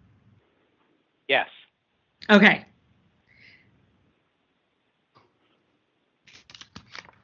Well, if you're going to, in the motion, restrict it to just that first 6-month time period, it cannot possibly be that many records to look at. Alternatively, what I'm really looking for is distinct.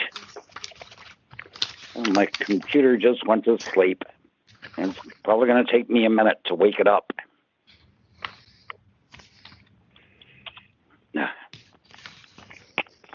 Hold on a second.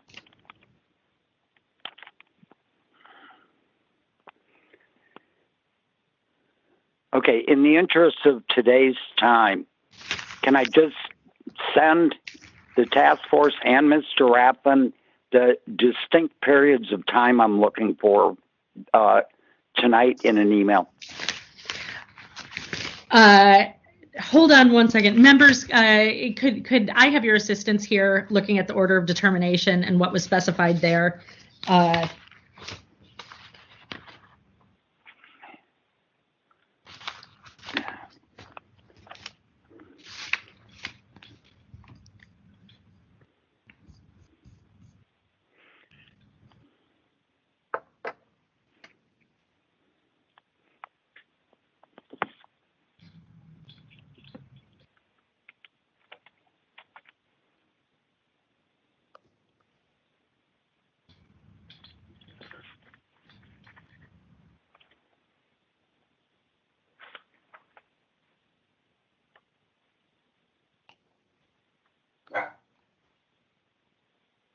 Okay, the order does not specify, but it essentially is referring to what was detailed in the complaint.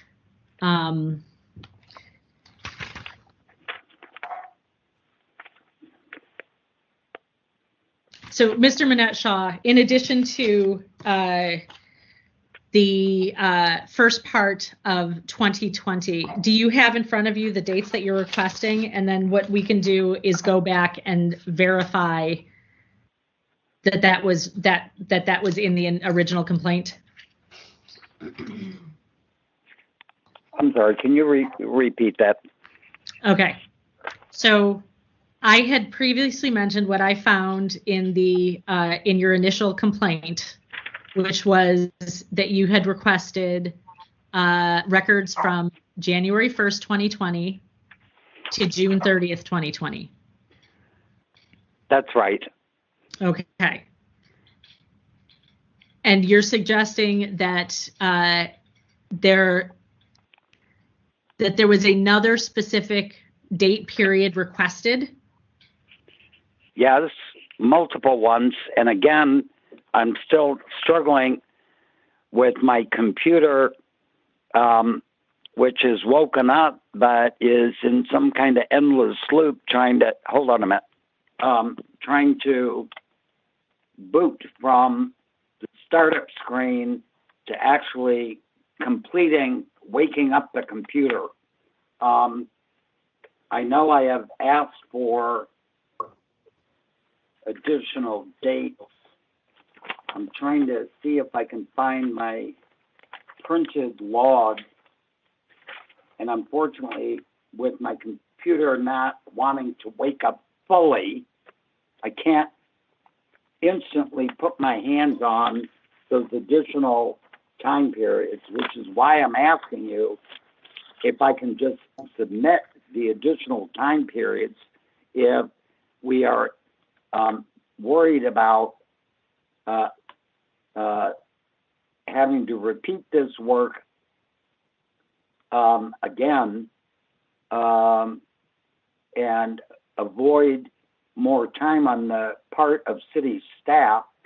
They might as well just look for the additional time periods at the same time, because I have placed. So I would like to just interject here. You know, I don't think we can. I think we need to stick as closely as possible to what is in the original request. We can narrow the request down, but we can't expand the request. To my understanding, right. that is what the appropriate thing is to do. All right. So if you're going to narrow the request, you have my permission to narrow it to excluding the racial demographics. Well, yeah, because that was not included in the original request, and that just came up tonight. Even no, it was in the original request, but oh, it was. Okay. Yeah. But Mr. Manette Shaw said he would waive that to get the other information. Okay. Yeah, I mean, the more narrower the request here, the easier it is to fulfill, for sure. So I just want to urge that is always a good strategy to be able to retrieve public records, is by narrowing the request.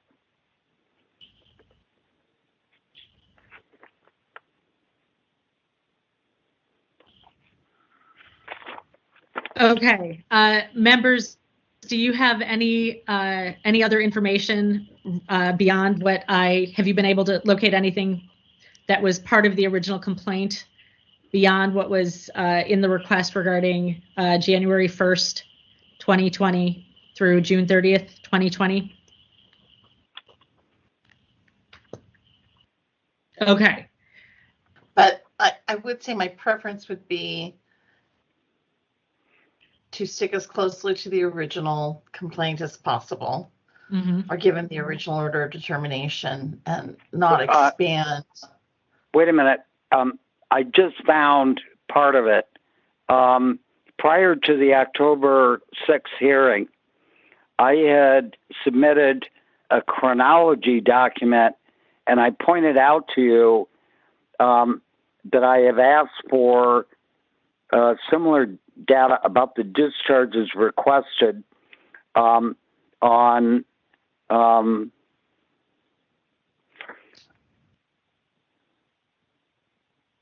I'm sorry, let me strike that. That was,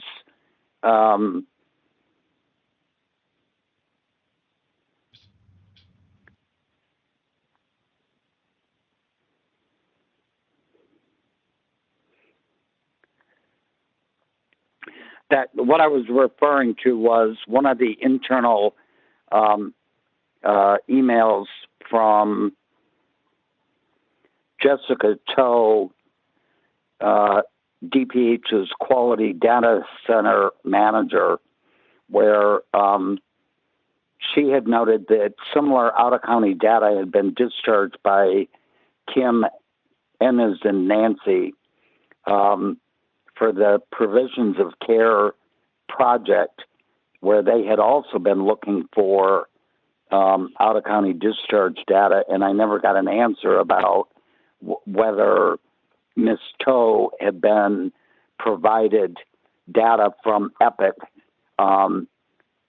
also for DPH's internal requirement to produce that data for a different reason. I'm sorry. Okay, so I am seeing on what is for our records, page P42, and this is looks like it was a letter dated September 10th, 2021 from Patrick Manette Shaw to the task force administrators. And in this, you indicate that your initial request was the discharge data from both hospitals between January 1st, 2020 and June 30th, 2022. And then you said, and that was under the records request, and if this helps DPH, it was number 20-2673. And that you had placed a separate records request, number 21-2189, seeking discharge data for 2 additional periods. And that would be for 7/1/2020 to 12/31/2020, and January 1st, 2021 to April 30th, 2021. That's absolutely correct. Okay. And so I wanted to share this. Sorry. So even though that was not in the initial records request, it had been added in that September 10th document prior to the October 6th full task force meeting. So as far as I'm concerned, all 3 of those separate time periods should be included in today's motion and have them save time for DPH IT staff, DPH social services staff, and or save time for Epic's technical staff to include all 3 time periods in today's motion. Task committee members. Yeah, I think we need to do a time check here and think about how we can proceed, because we do have 2 other cases tonight.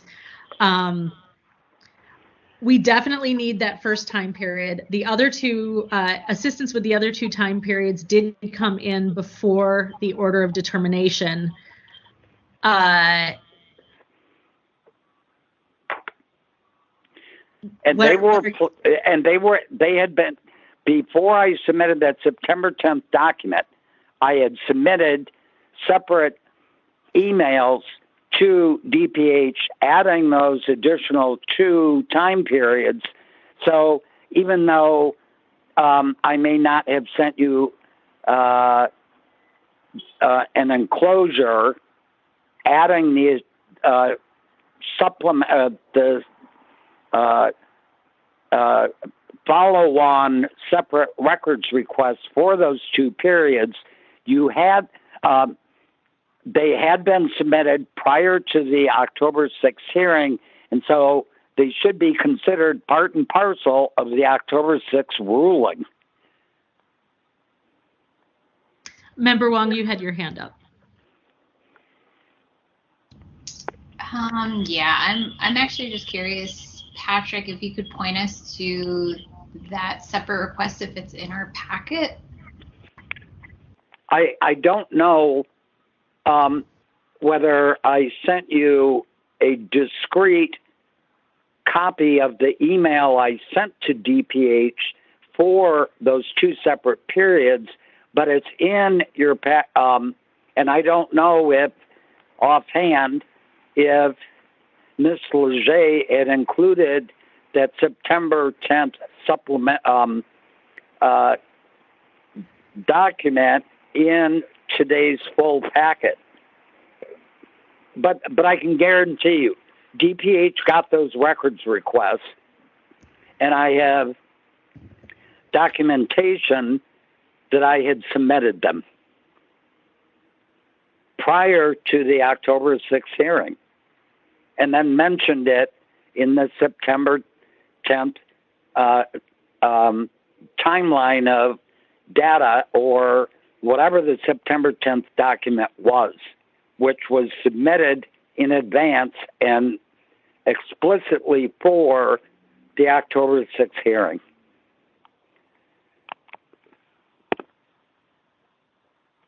Okay.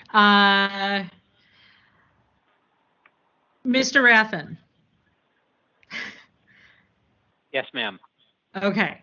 So we're talking about the initial request time period, and then there are these two other request time periods. I feel chiefly concerned with the first one, but I also I'd like to suggest that you look into the other two, because I think if I think we definitely need a response on the first one, and we may need Mr. Minette Shaw is going to need a response on the other two at some point soon. Otherwise, we're all going to be back here again. So that's right. So I will amend my motion. Ms. Leger, are you with me? Yeah, I'm listening to all of it. Okay. I think, do you want me to read what I have so far? Okay, one more time, and then we're going to move quickly. Oh, you know what you're saying. Okay. Chair LaHood moves to ask Department of Public Health to work with the EPICS team to see how much can be done in an automated fashion, and ask Mr. Raffin to get a number count of San Francisco residents discharged out of county from San Francisco General Hospital and Laguna Honda Hospital as separate numbers for the time period identified in the initial request. So change it to for January 1st June through 30th. June 30th, 2020. Okay, hang on.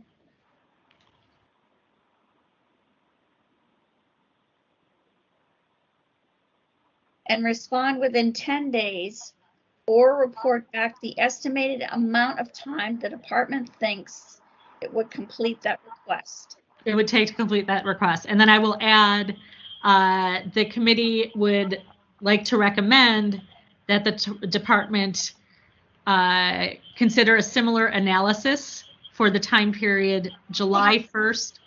Hang on. Okay.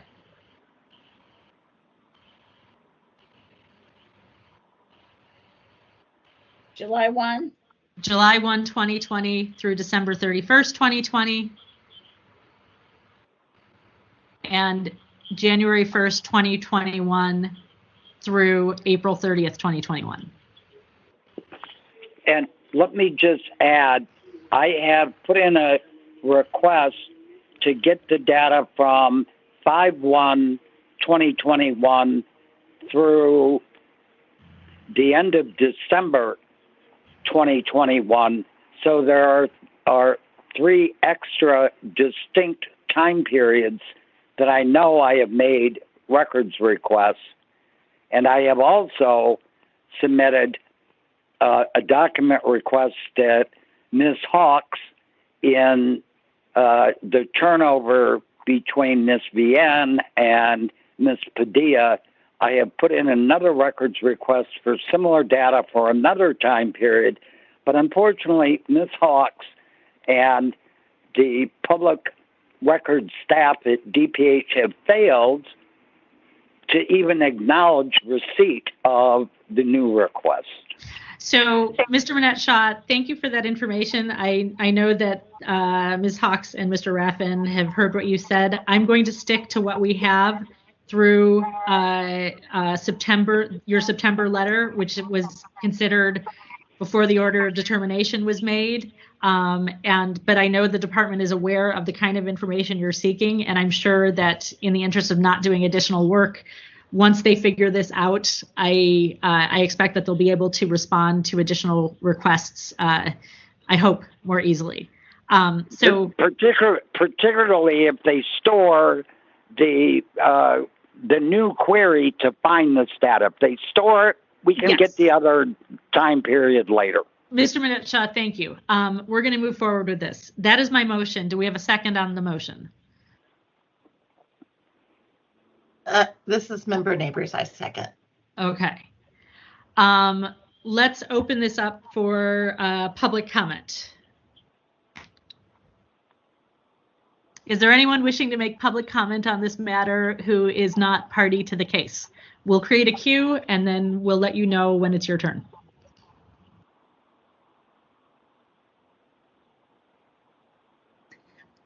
I do have a I'm question. not- That's me, Carol.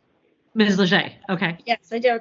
Were we also excluding racial demographics? 'Cause that was mentioned before. Yes, please. Okay, I'll add a sentence about that. Okay. Would anyone like to make public comment on this motion? We're not hearing anyone. You'll need to press *6 to unmute yourself.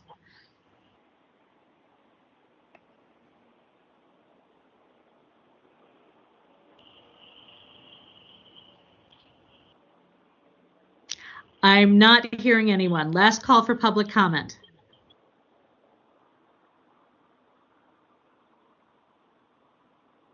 Okay. It sounds like we don't have any public comment on this. Members, any final thoughts on this?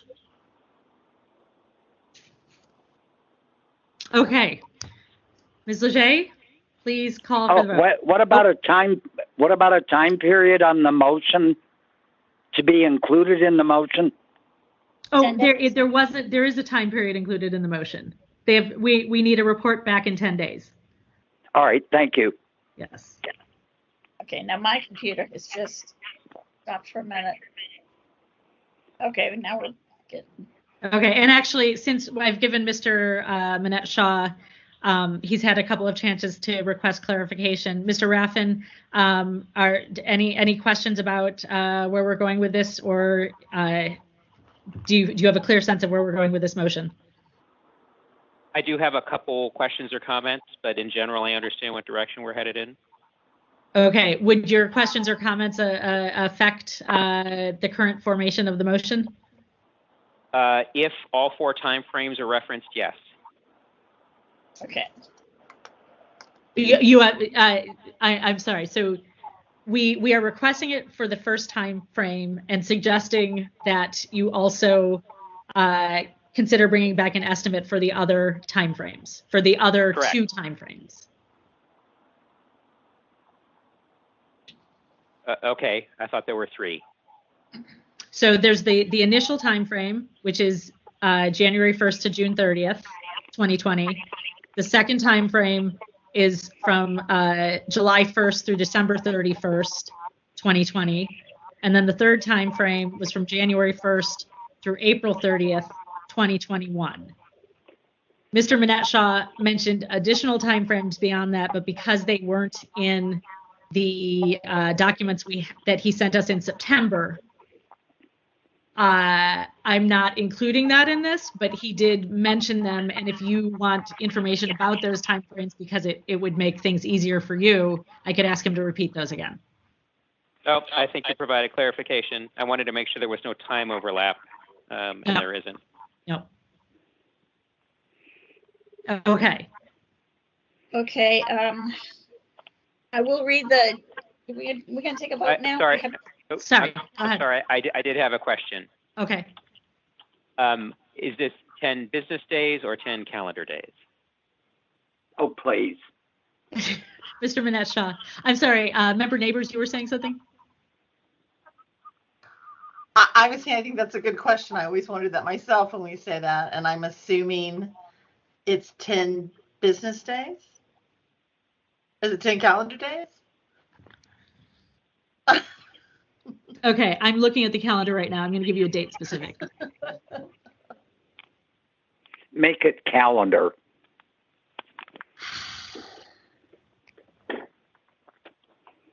Can we just, I guess we're outside of what the ordinance would determine on this.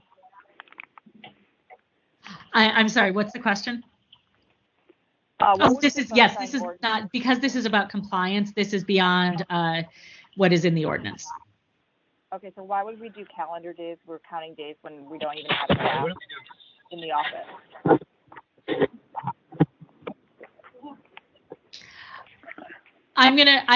Here's what I would like. I would like a report back by March 8th. And here's my thinking. That's the midway point.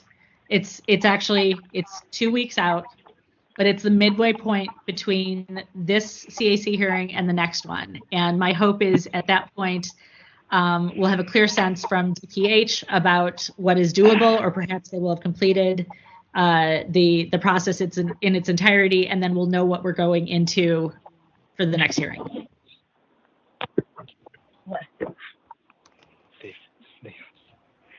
Okay. We have not changed the motion. We didn't have any public comment. I'll do one last call for public comment in case anyone was having trouble unmuting themselves by using *6. Not hearing any public comment. Ms. Leger, please call the vote. Chair LaHood? Aye. Chair LaHood, aye. Member Neighbors? Aye. Member Neighbors, aye. Member Wong? Aye. Member Wong, aye. Moved by Chair LaHood, seconded by Member Neighbors, to ask the Department of Public Health to work with the EPICS team to see how much can be done in an automated fashion, and ask Mr. Raffin to get a number count of San Francisco residents discharged out of county from San Francisco General Hospital and Laguna Honda Hospital as separate numbers for the time period identified in the initial request of January 1, 2020 to June 30, 2020, and respond within 10 days or report back the estimated amount of time the department thinks it will take to complete that request. Okay, please change the 10 days to March 8th. And what about the other 2 periods? Mr. Manetchka, please stop. I'm trying to get this straight. 10 business days, is that what we decided? It is 10 business days. Okay.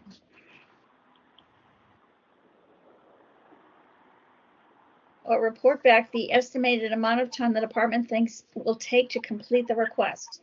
The committee would like to recommend that the department consider an analysis of the time period January 1, 2020 through June 30, 2020, and July 1, 2020 through December 31, 2020, and January 1, 2021 through April 30, 2021. Actually, it's only the last 2 time periods because the first time period is the required one. So the January 1st through June 30th, 2020 is the required one. What about these other? So the other ones would recommend that they can consider looking into how long it'll take for those. And recommend. So that's just our suggestion.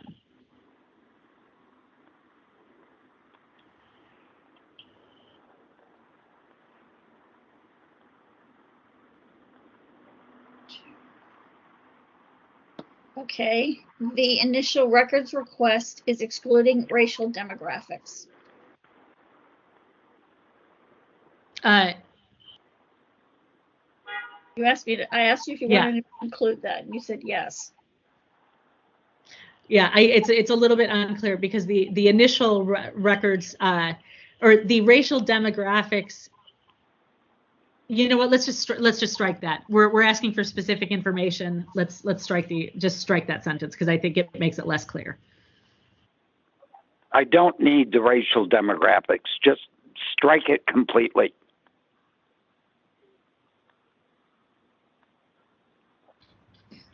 Mr. Raffin? just hold on, strike. Mr. Manette Shaw, you can talk to me, and because I don't want to deal with crosstalk. Do you have a question about what's going on here? No, other than I'm giving you explicit permission to not add extra work for Mr. Raffin or his staff. It is okay, and I give you, I grant permission to strike providing the racial demographics. Thank you. We appreciate that.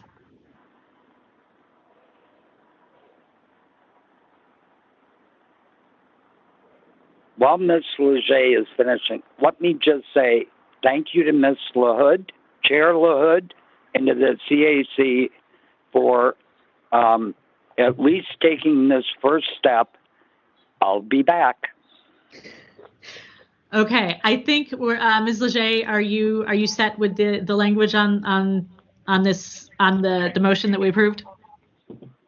Yeah, we are okay. requesting information from January 1, 2020 to June 30, 2020, but these last two dates are not to be, don't have to be provided with them or considered requested information for those dates, or just take how long it will be to provide that information. We're just recommending that they look into how long it would take to provide that information. I recommend to consider how long it will take to provide information from July 1, 2020 through December 31, 2020, and January 1, 2021 through April 30, 2021. Great. I think we are ready to move on to our next case. I want to thank Mr. Raffin and Ms. Hawks. We appreciate you taking the time to be here. I hope that we can smooth things going forward with Mr. Manette Shaw's request. Mr. Manette Shaw, thank you very much. Ms. Leger, please call the next item. What about the roll call vote? We did that. We did it. Oh, I'm sorry. I missed that. Yeah. Thank you all. Okay. Thanks, everyone. Okay, just a second. I want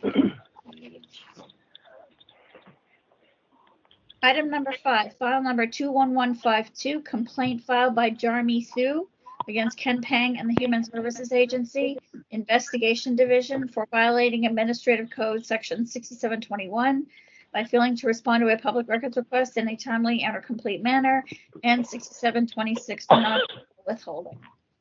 On January 5th, 2022, the task force found that the Human Services Agency violated Administrative Code Section 6726 for non-minimal withholding and for failing to provide any documents, including screenshots, emails pertaining to the timeline between July 1, 2021 and October 13, 2021 in a complete and timely manner regarding HSA's position number 003133347 and 010725008, and that such documents be provided to the petitioner with an appropriate redactions by January 21, 2022, and include an index or timeline of records provided with regard to the opening positions, providing the interview period, posting the interview period, and announcing the positions that have been filled by January 21, 2022.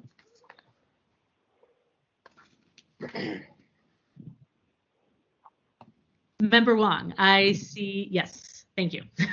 Did you have a question, or were you just alerting me to the mute?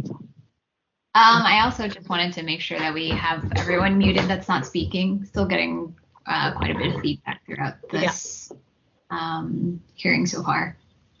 Okay. So and anyone who's not actively speaking, please press *6 to mute yourselves. Do we have the petitioner and the respondent here? Good evening. Yes, Ken Pang with HSA, along with the IT representative, Rob Icord.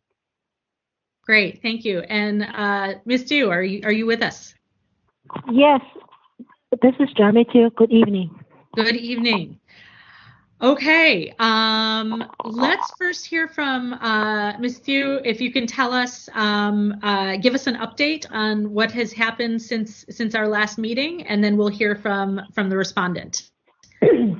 Yes, good evening, committee members. My name is Jarmi Thu. I'm the petitioner. We had our first complaint meeting last month, January 26th. At that time, HSA was the action item HSA was ordered to provide Microsoft Team chat, retention policy, including the use of the screenshots, and all emails to me by January 28, 2022. So on January 28, 2022, I received some documents from HSA, Mr. Pang. There are some emails, but as of today, HSA is still withholding some emails, or they were not released to me. At the last meeting, I gave very specific emails that I was looking for, and then it was not provided. And also, Chair Highland ordered HSA to do a search on the MS Team chat. Apparently, it was not done because based on what Mr. Pang provided to me, he just sent an email to Mr. Ackworth from the IT department. I don't know which IT department, whether it's HSA, IT, I'm not sure. Just send an email, and then there was no attempt to make a search on the items that I was requested. So, again, there are still some emails missing. So this should happen on the last month, the first time when we had the full task force meeting. It was ordered to provide it to me by January 21st. It did not happen, and it did not happen after the compliance meeting on January 25th. So therefore, HSA is still in non-compliance, and I need those documents because those are crucial for my legal case. That's all I have for today. Thank you. Oh, thank you. Thank you for your summary. And just to review, at our last meeting, we did have the request that HSA, by the close of business on Friday, January 28th, provide the Microsoft Team chats, the retention policy, including the use of screenshots, and request that the IT department recover deleted chats. And we also, because we're not sure if the records retention policy is in compliance, to provide copies of offer letters in electronic or hard copy. Okay, so I have some questions for Ms. Du, but I'd like to hear back from Mr. Pang first. Mr. Pang, can you give us an update on what you've done so far, and if you also want to respond to anything that Ms. Du said, you could do that in your response as well. Thank you, Chair LaHood. In response to Ms. Du's request for emails, I have stated that we have searched all the emails in her request, and I have provided to her every emails that we have in our possession. As far as the Teams chat screenshots go, as I stated, the retention policy, after 30 days, those screenshots are no longer available. And so in that in itself, we do not have any Team screenshots to provide for her. So specifically in regards to the Teams screenshots, I also have a representative, Mr. Rob Eichler, who can with the expert testimony, that he can say that the retention policy that we have in our department is just not our department, but it's a whole citywide department. So the the MS Team screenshots, it's just not available. That's it. Okay. Can you tell me who your colleague is, who you brought to speak with you today? Yes, Mr. Rob Eichler with the IT department for HSA. Okay.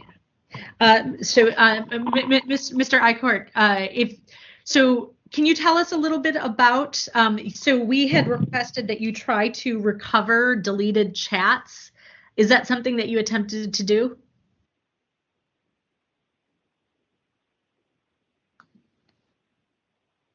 I'm so sorry. We're not hearing you. You might be on mute. You have to press *6 to unmute yourself.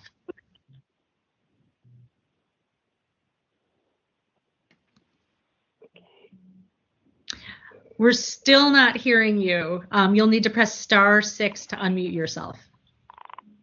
Can you hear me okay? Yes, now we hear you. Okay, there was something wrong with my headset. Okay.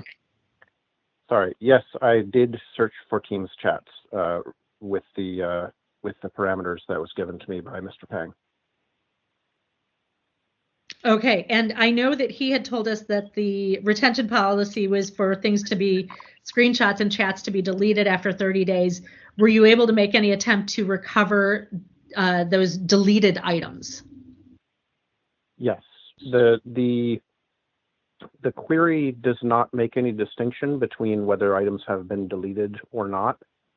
It simply makes a query of the mailboxes, which is where the Teams chats are stored, and searches for, in this case, what's the Office 365 term is instant messages, or IMs. Those are what the Team chats qualify as. So I did a search for Teams chats in the mailboxes of those individuals, between those individuals, for the time period, and that's what I searched for, and so it responded with some Teams chats for 2 individuals and nothing for the other individuals. And is this 30-day deletion policy, is that an auto setting on Microsoft Teams, or is that something that the city chose to set at 30 days? That is something, to my information, it is something that the city has chosen to set. I say that because prior to that, there was a determination made by the city to make that change. And prior to that, there was not a 30-day deletion. That's very interesting. Members, do you have questions for the petitioner or the respondents?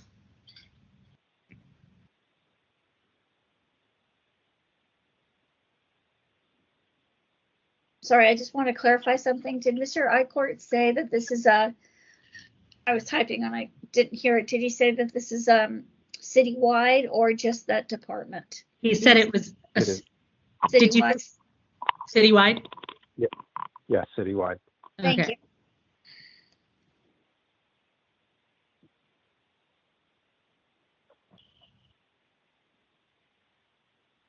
Members, do we think that this deletion policy might be out of compliance with the Sunshine Ordinance?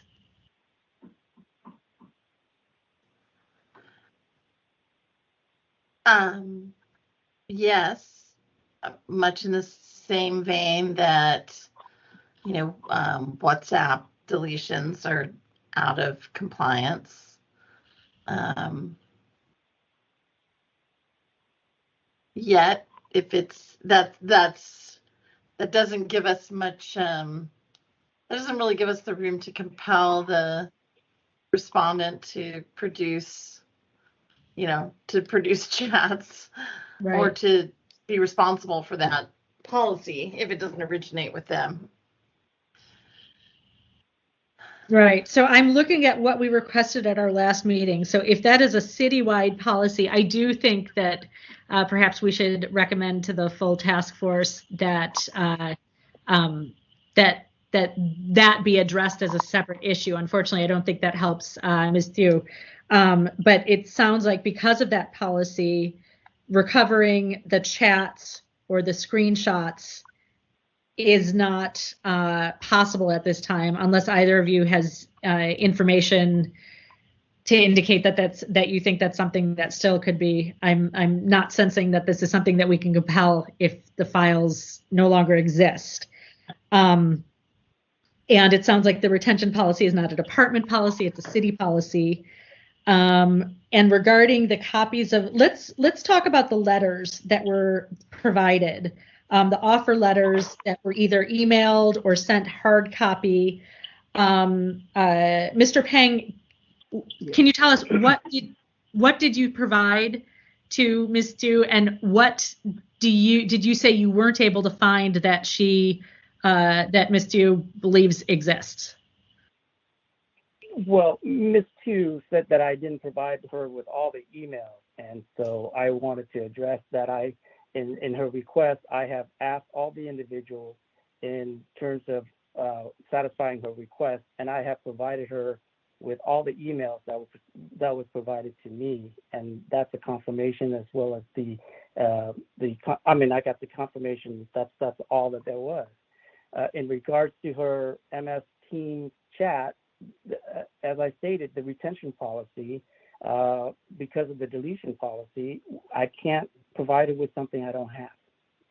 Okay, but did you provide her with both offer letters and rescission letters? So when offers were rescinded, that were sent both in electronic copy and any hard copies of hard copies that would have been mailed out? Cool. In terms of the offer emails, there were no letters. They were done through the email correspondence. I did provide her with those 2 successful candidates who were offered the positions. I provided those emails to her. In regards to the one candidate who we have offered and subsequently had to rescind, the rescinding process unfortunately was done through the phone as well as the Teams chat from the HR representative and the candidate who was rescinded the offer. So I couldn't provide her with that because there were no email records to provide that particular process. Okay, so you and Ms. Tu both agree that there was one candidate who was made an offer. Were you able to send that offer letter, but not the rescission, you say, because that was handled over Microsoft Teams and by phone? That is correct. Okay. Ms. Tu, how does this correspond with what you received and your understanding of the situation? Yes, but I do have, at our last meeting, I did request, again, my original request was all emails. However, as you could see, Mr. Pang on January 21st, he did provide some. When we further asked request, he provided some, but I'm looking for very specific emails, and it could not be, it is existing. Let me tell you why it exists. Because it's originated from the hiring manager to HR, that email. And also the 2 panelists, they are supposed to email the scoring sheet to the hiring manager to be submitted to HR. I did not see those 2 emails. And also the hiring manager, I assume, will also notify her boss, the director, who she selected in an email or something. But I did not see that either. So there is a big gap in terms of emails. And if Mr. Pang has responded to my request on October 8th, that wouldn't happen. Now, since the 30 days have passed, of course, those records are gone, like he said. But earlier, Mr. Eichworth informed us there are two individuals. He did the search. There was something did come up. So why is it not released to me?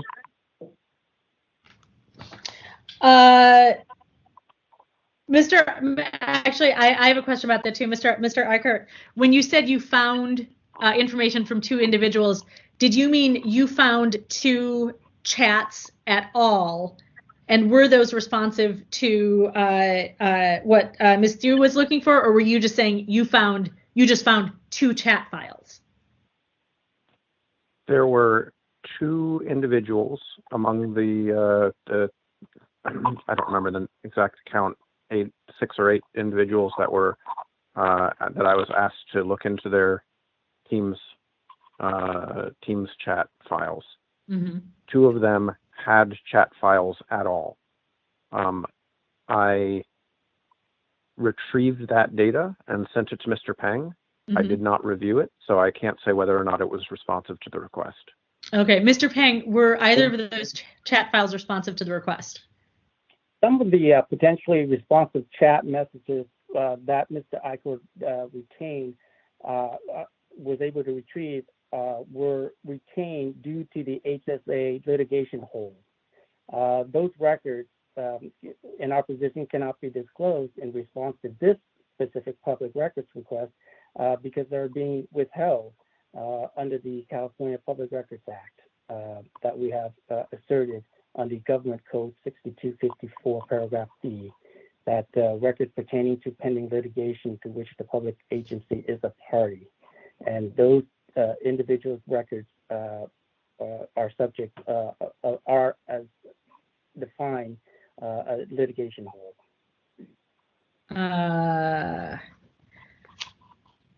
Is that something that you knew all along, or was that just determined when he did the most recent search? It was brought to our attention when Mr. Eichel did the search from the MS team. Okay, so you're saying because it pertains to pending litigation, so you acknowledge that they exist, that they are public records, but they're being withheld because they pertain to pending litigation to which the city is a party. That is correct. Okay. And what about the other specific emails that Ms. Du says she is looking for that that she has not received from you? Okay. Do you understand what she's looking for, and do you have an explanation for why you might not have those? No, I wanted to clarify with Ms. Tu. She said she didn't get the emails from the two panelists to the HR in regards to the scoring sheets. Yeah. The scoring sheets. Yeah. That I can resend it to her, but I believe I did send it to her. Because the issues at hand originally was the score sheet. I redacted the names of the panelists in error, and so subsequently I believe I just sent it back to her with the score sheet. However, I do have those, and I can be certain. I can resend that to you, Ms. Tu, in terms of the two panelists with their emails and the score sheet. May I chime in? Sure. Okay. So, yeah, I did receive the score sheet from HR. Yes, but let me be very clear. Those two emails from Claire Scott and Jose Hordas, when did they send it to the hiring manager, Wani Huan? Because I need the timeline, the timestamp on the email. Okay, I did not see that in those. I did not find any of those emails. And also, when did Wani notify the director whom she selected? I did not see that email. I would assume she would notify her boss before she sent it to HR, right? Mr. Peng, do you have a clear sense of what Ms. Tu is looking for then, in not the scoring sheets themselves, but the emails containing the scoring sheets? Yes, and again, I thought I had sent it to Ms. Tu, but I do have those, and I can certainly resend them to you. In regards to your second question about the discussion between Ms. Wani and the director of the program, I provided Ms. Tu with all the emails that were given to me, and those records. I mean, I can't speak of what she's asserting, that there were emails corresponded. There may be phone calls, there may be other discussions. I'm not sure what she's contending, that I'm holding those emails, because there was none that I can see in my possession. And I did clarify, I did confirm that with all the participants in her request, again, for the emails. And I got confirmation from all of them that I have received all the emails from their records. May I speak? Sure. Yes. according to Mr. Pang, how he get those emails is ask the individual. He did not, I do not think the search was done, like, okay, these scope and filter out. He just asked the individual on the 21st of January when he provided me those things. It's okay, whatever they send it to him, he forward to me. But when I asked further on the complaints meeting on the 25th, when we asked how about those emails offered, so he went into digging further. So it's not, there's no intention to provide all emails to me. So I went through all the documents that were sent to me. I am looking for that very specific email. These 3 that I'm looking for. Okay, and Ms. Yu, it sounds like Mr. Pang says he can send you the 2 that contain the scoring sheets. So that would satisfy your request there. He's saying that he does not have the other email that you're looking for. Is it possible that that communication only was handled by phone, or is there a different? Is there any other sort of search is there any other search that he could do to generate this email that you're looking for? I'm not sure, but let me tell you why. Because the first offer was that the hiring manager sent it to her boss. The second offer, the same thing, send it via email. So I'm not sure when it comes to the third offer, why it was not sent via email to her boss. And also I want to get back to the MS Teams search. Mm-hmm. And I do not know why when IT did the search, only 2 came up. If he said the retention policy is only 30 days, then it should be all gone. But 2 individuals came up and was not released to me. So why is it so selective? Because it's a hiring manager's chat that was not deleted, my chat was deleted or something. So why is it so selective? I want to get an explanation, please.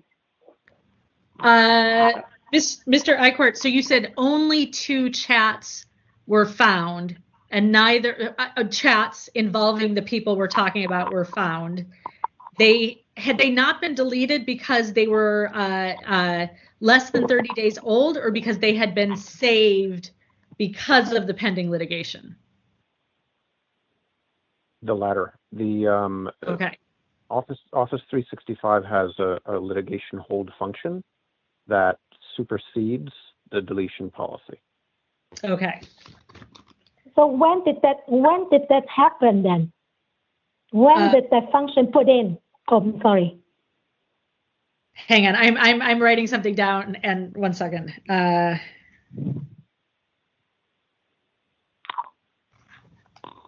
So, Mr. Eichhorn, so was that done immediately following those meetings, or was it a decision made later, but before they were deleted within 30 days, that they needed to be saved? Holds had been in place for separate litigation, not related to this case, for a long time. Okay. Often, yeah, these were several years old, I believe. Okay. So because of the litigation that was several years old, when these conversations happened, they were immediately flagged as do not delete. Correct. Okay. Okay. I'm not still quite understanding that part, Mr. Ackworth.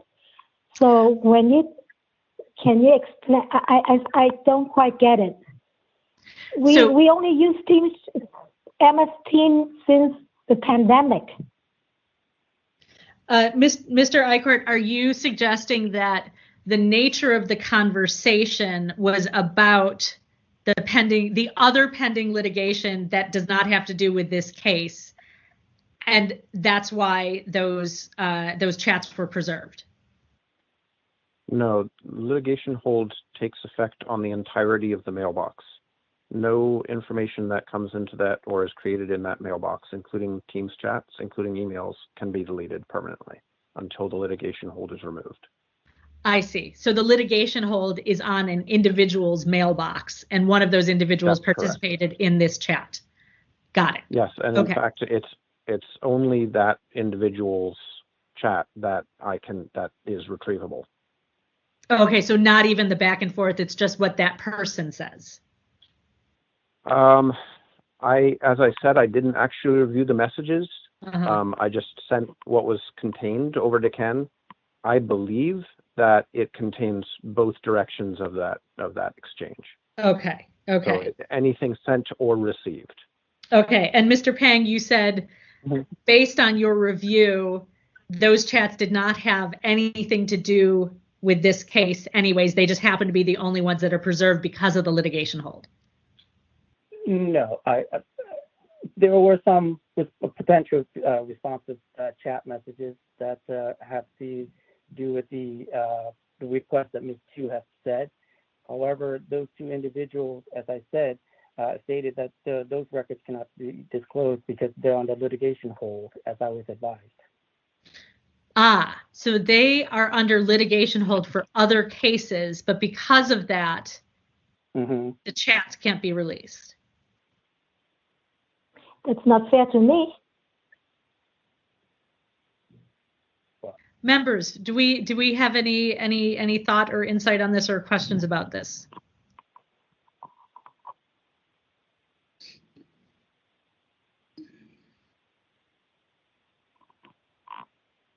Yeah, unfortunately, it feels like we've kind of reached that point where, I mean, to me, it doesn't sound like there's anything specific that we can ask the respondent to provide at this point.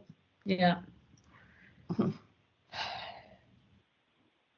I don't think so either. The only thing that I might want to do, and I don't think we have I don't think any of our attorneys are on the call with us tonight because they usually just come to the full task force hearings. But I think they would speak up if they did hear me talking about them. I might want to seek some guidance about if there's any way to I mean, it sounds like with the litigation hold, there's probably not a way to get access to part of the conversation, but perhaps we can look into that independently. But at this point, I don't know that there's anything more we can do as a committee.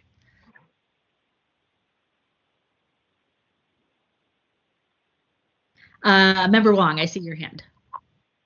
I mean, yeah, I agree. At this point, it seems like there's not too much more we can do. There are a couple of things that I think Ms. Chu was looking for, though, that may or may not have been provided already. And then, I mean, specifically, our determination requests an index and or timeline of the records, which I think also was not provided. So that's definitely something that we should still be looking for. Ms. Chu, have you received that yet? What items have I have? Those are the 3 emails that I would like to have. I did not receive those 3 emails that I mentioned earlier. This is the timeline because as for those 2 panelists would send it via email to the hiring manager, Wani Huan. But I received the scoring sheets from those panelists, but I did not see the timestamp on that, the email. Right. I would like to know. And that I can provide for you again, Ms. Chu. I apologize if you didn't get that in the original email that I sent you, but I do have that. Okay, and then also from Wani to Vlad, those emails. So you did a search September 30th, that's the day that I was interviewed. On October 8th, that's the timeline. Mr. Pang, I sincerely request that you do the search instead of asking the individuals involved to give you those emails, because they might have deleted or sometimes they forgot something, maybe somewhere else. It's just not every time if something comes up, then you go ask again. So just don't waste your time. Okay. And I would like. Mr. Pang, I appreciate you agreeing to send the 2 emails containing the scoring sheets to Ms. Du. Regarding her request for this final email that she believes is missing, have you yourself done this search for the time period September 30th to October 8th? Yes, I have. But in terms of the email she's asking for, is she specifically asking for the emails from Wani to the director of the program, Mr. Vladimir Rudikov? Yes. I'm trying to understand. I'm trying to understand what's the missing email that she claims that there should be an email. Yep. Ms. Du, so talking only about this one specific email that you're looking for. There are 3 emails. 3. No, I understand the 2 with the scoring sheets. Those we understand. The third one, I believe you were saying the hiring manager emailed, you said in the first 2 cases, emailed the boss about the first offer and the second offer. And you want to know why the hiring manager didn't email the boss about the third offer. That's correct. One specific outstanding email that you're looking for that you believe was sent sometime between September 30th and October 8th. Is that correct? That's correct. Okay. I'm sorry. I wanted to clarify. There were no 3 offers. There was one. The 2 positions that the 2 successful candidates interview, and they offer those 2 individuals, and I provided you with those emails. Mr. Pang. Hold on. I don't want the 2 of you cross-talking to each other. Sorry. So to be clear, Mr. Pang, Ms. Tu has said she has the emails about the first offer and the second offer. She's wondering why there's not an email from the hiring manager to the boss about the third offer. And I guess that's where my confusion is. Where's the third? Okay, I guess the first offer was to a successful candidate. Right. That offer, I provided her with that. Now that's the first candidate who we offered the position, which subsequently had to be rescinded. Okay, so so I don't consider that person as a successful candidate after all. I provided her with the 2 successful candidates who accepted the position and who are currently working in those positions. And I have I have provided her with those emails. So I don't know who the third offer she's referring to. So at this point, I don't think she's talking about the offer letters. She's talking about the email from the hiring manager to the boss regarding who they were making the offers to. In terms of the 2 successful candidates, yeah, I provided her with that. There were only 2, not 3. That's what I'm trying to understand. Where's the third individual that she said that I have not provided to her? Ms. Du, when you're referring to the third individual. May I speak now? Yeah, can I ask you a question? Can I ask you a question? I can clarify. Yeah. So the question is the third individual you're talking about the one whose offer was rescinded? No. Can I explain? Okay. Yes. So on August 20th, Wani sent the first offer notifying the boss, the director. She offers this candidate. That's the first offer letter for the first position. And the second position was offered on August 25th. That was offered to Marianne Rule, but that offer was later rescinded. Okay, that's I have those 2 emails. The third offer, which is the offer to Carrie Trin, and that was based on the email, it was sent to HR on October 6th. So I was interviewed on September 30th. And between September 30th and October 6th, Wani must have informed her boss whom she has picked for the position, right? there's no email from Wani to Vlad Volokov. And then backtrack to the panelists, Jose and Claire. They interviewed me on September 30th, and they must have sent their scoring sheet to Wani sometimes between September 30th and October 6th, because we have the October 6th, Wani notified HR that she selected Karen Trin. So when did the panelists send the email? So the good news is Mr. Pang says he's going to forward those emails to you, which he's already agreed to, the ones with the emails containing the scoring sheets. So those two we've got. Excuse me. Right, from the two panelists. So Mr. Pang, it sounds like, Ms. Tu is talking about when she's saying the third offer, the communication between the hiring manager and the boss, it's not the rescinded one, but it must be the second hired candidate.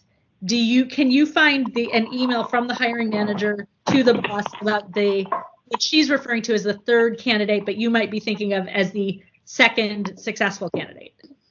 Correct. Okay, so I just wanted to talk. So she's looking for the email from Wani to the director, Mr. Vladimir Rudakov, in her selection of Miss Karen Trin as a successful candidate. Okay. Yes. Is that what you're, okay, I just wanted to double check. If that's what she's seeking, yes, I will certainly go back and I will look for those for that specific one. And I believe if they exist, I have provided to her, but I will certainly double check again. And I know the fact that I have sent her the scoring sheet, but I will certainly able to resend it to her again. Okay, and to be clear, she doesn't just want the scoring sheets. She wants the emails that were used to send the scoring sheets. So, Ms. Du, it sounds like we've got confirmation that Mr. Pang is going to forward you those two emails and that he is going to do one more search for this specific email about hiring, about the offer to Kara Trin that was sent from Wani to the director. Is that correct? Yes. Okay. And may I ask a question? How did he search email? Mr. Pang, how will you do this search for this final letter? Well, I can seek Mr. Eichhorst's assistance with that particular search if that makes it more of a confirmation. I think it's a good idea. So we're not depending on the person who sent it or the recipient. But if you and Mr. Eichhorst could do search for that specific email, I think members, does it sound like that we would have resolution at least on these specific items, even though we were not able to offer full resolution on the chats and the screenshots from Microsoft Teams? Okay. Does somebody want to make a motion for regarding this final request and perhaps a short timeline, since this is very specific and two of the three things seems are already in hand or easily accessible? Oh, member neighbors, I think you're on mute.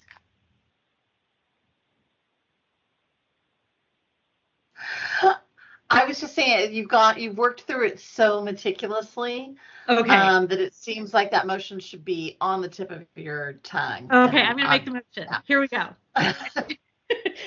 You're on for the next one. Okay, I'd like to make a motion that we ask Mr. Pang to provide the emails containing the scoring sheets from the panelists that were sent to HR, so not just the scoring sheets, but the emails containing the scoring sheets, because Ms. Du is interested in the timestamp on those emails, and that Mr. Pang and Mr. Eichhorst do a search through the back end to find the email about that the Wani sent to the director, and forgive me, I'm using the names that that they've been using regarding the offer that would be made to Kara Trin. And I'd like for this to be done. Can we have this? Can we have this done by Monday? Certainly, yes. Okay.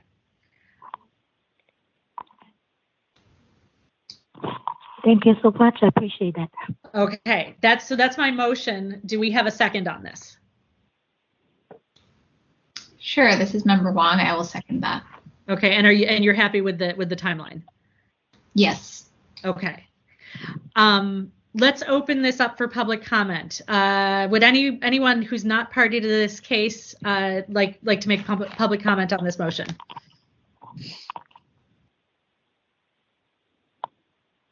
You'll need to press *6 to unmute yourself.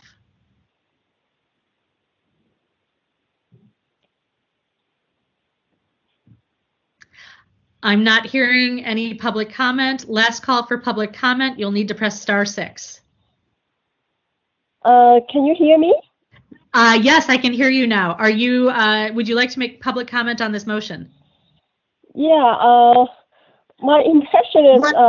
One moment. If you're going to make public comment, Ms. Leger is going to start the timer, and you'll have 3 minutes. Hold on, and she'll let you know when she's ready with the timer. Thank you. I can start now. My impression is. Wait until she tells you she's ready with the timer. Thank you. Oh, okay. And do I identify you as an anonymous speaker? Right. Yes. Are you ready to begin? Yes. Go ahead. Just a observation. I went through, the hearing, and I repeatedly, heard Mr. Pang saying that he has done all the searches and submitted all the, relevant emails, etc., for this hearing. And then after Ms. Trill, further, questioning, then he owned up that, there may be something more, he can do. That seems to me somehow, I don't know whether it's he, or his colleagues, that lost some credit, from my point of view in this hearing. Yep, that's my observation.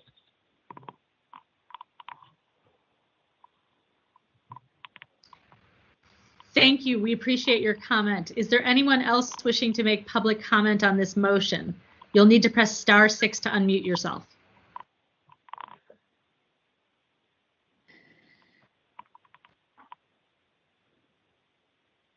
Okay, I'm not hearing any additional public comment. Should we call the vote? Okay, Ms. Leger, please call the vote. Chair LaHood? Aye. Chair LaHood, aye. Member Wong? Aye. Member Wong, aye. Member Neighbors? Aye. Member Neighbors, aye. Moved by Chair LaHood, seconded by Member Wong, to ask Mr. Pang to provide the emails that contain the scoring sheets to the panelists, and that Mr. Pang and Mr. Icor search to find the email that, I hope I get the name right, Winey, regarding the offer that was made to Karen Trin. Yes, and it was the scoring sheets sent from the panelists to HR. Is that correct? The panelists would send the score sheet to Wani. And then, okay. Yeah. Okay. Yeah, let's just for simplicity, the emails containing these scoring sheets sent by the panelists. Okay. Is that correct?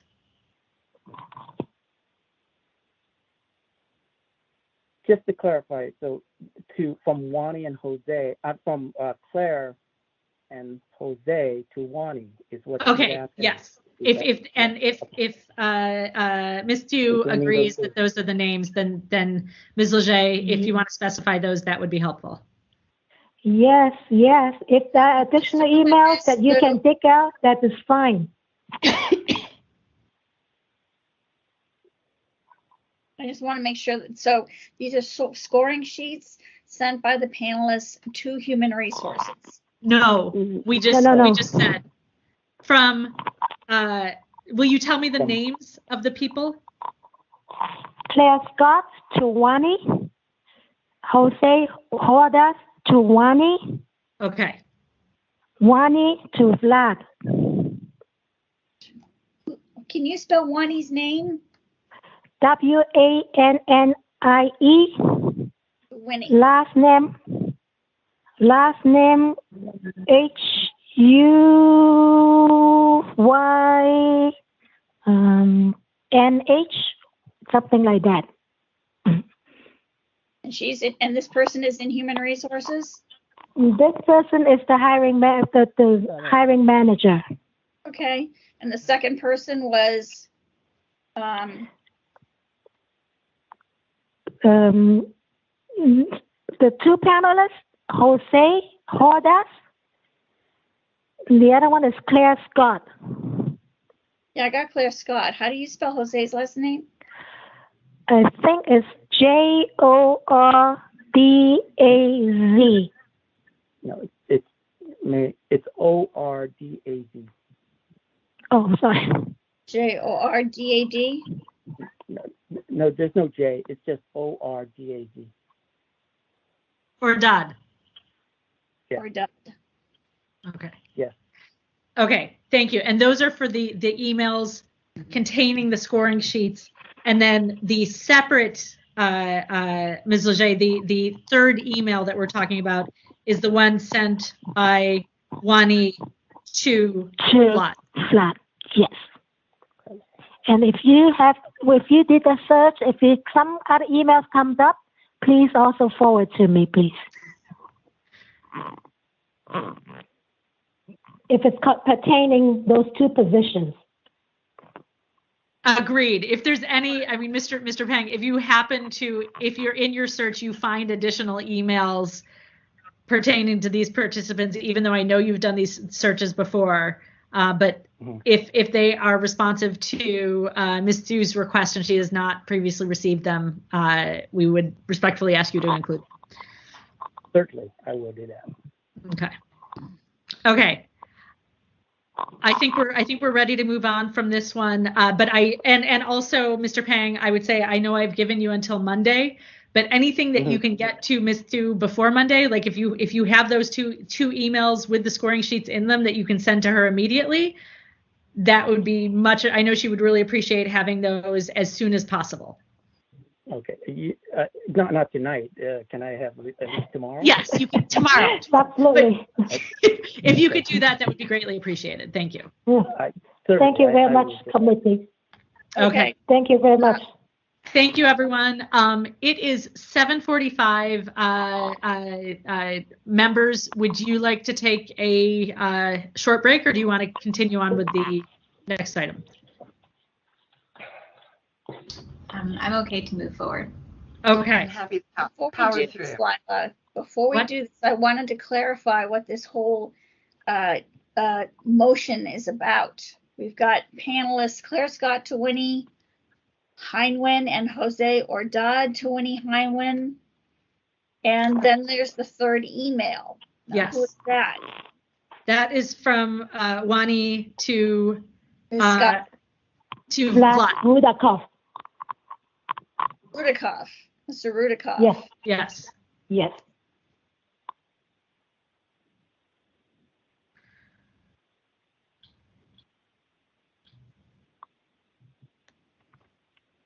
Okay.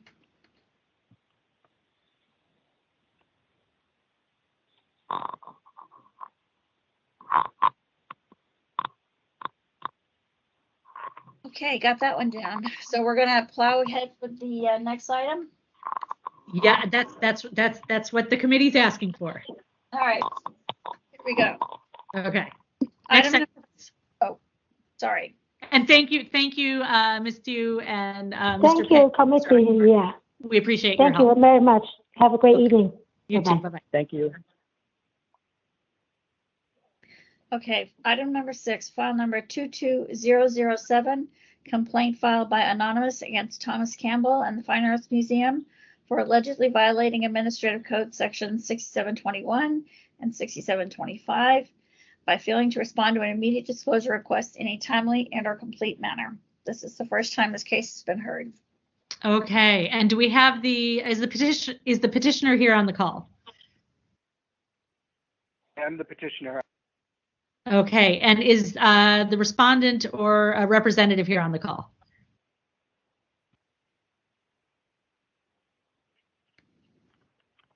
I'm not hearing anyone. Do we have anyone from Hi, the I'm the petitioner. I heard the petitioner. Do we have the respondent? Oh, sorry. Are you the respondent?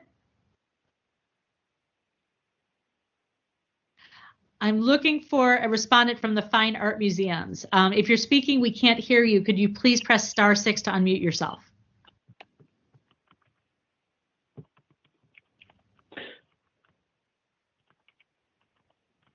Francisco. Oh, this is Jason Seifert of the Fine Arts Museums of San Francisco, and Megan Bourne, Chief of Staff of the Fine Arts Museums of San Francisco. Oh, thank you. So I heard Megan Bourne. Could you tell me your name again? Hi, Jason Seifert from. Okay. Jason Seifert from the Fine Arts Museums of San Francisco. Jason, I'm sorry, I didn't get your last name. Seifert. Can you spell that, please? Yeah, S-E-I-F-E-R. Okay. And Megan Bourne is also with Fine Arts Museum? Yes, I am. Thank you. Okay, great. Since this is the first time we're hearing this, we're going to give the petitioner 5 minutes. We'll give the respondent 5 minutes. We're going to time these, and then we'll have a discussion among the members, and we might have some questions for you. If you're not speaking, if you could please put yourself on mute so we don't get feedback. Let's hear first from the petitioner. Ms. Leger will give you the 5-minute signal when she's ready with the timer.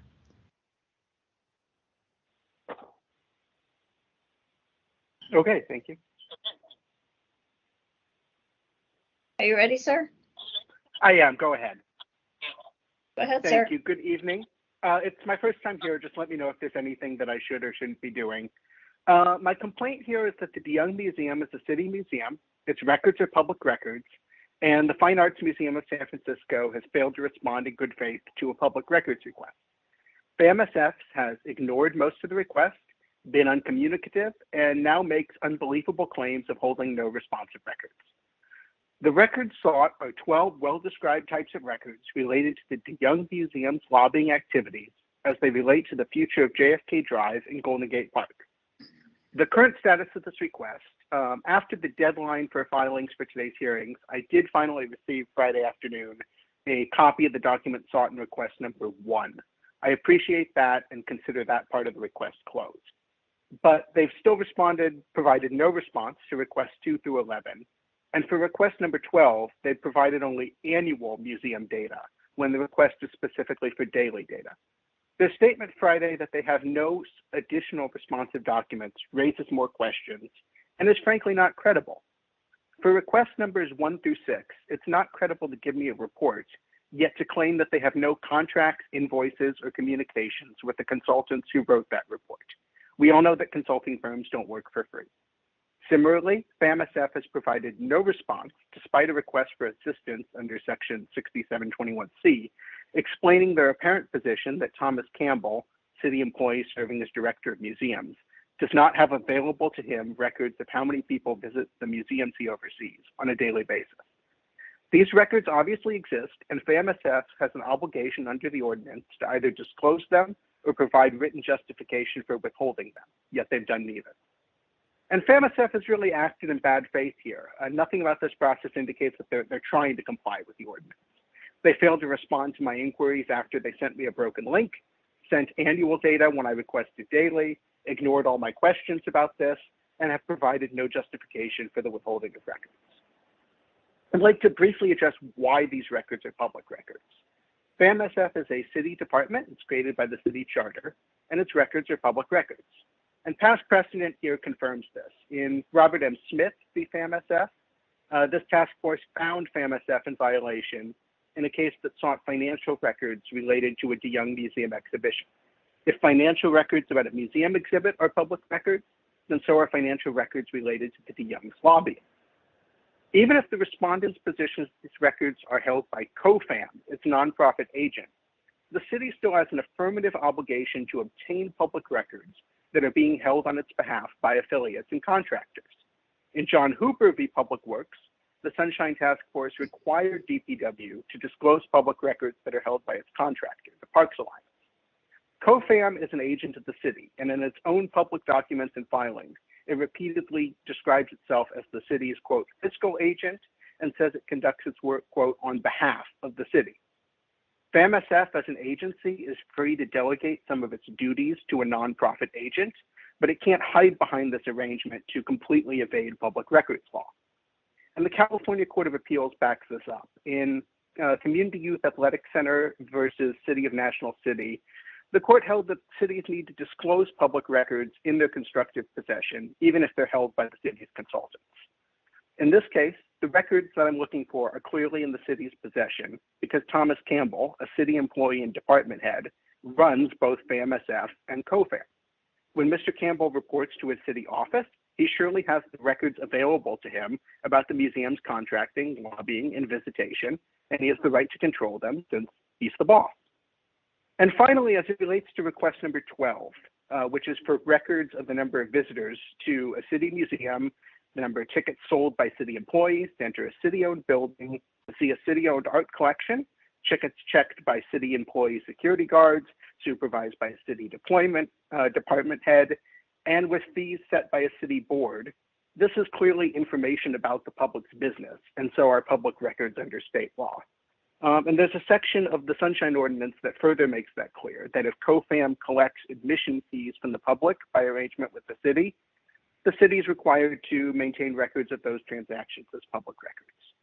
So these records are public records, and I'd like FAMSF to provide a real response to request number 12 with the daily visitor data I requested and a response to request 2 through 11, providing either the records sought or a suitable justification for withholding them. Thank you. Thank you. Is the respondent ready to speak for 5 minutes? Ms. Leger will let you know when she's ready with the timer. Yes, we are ready.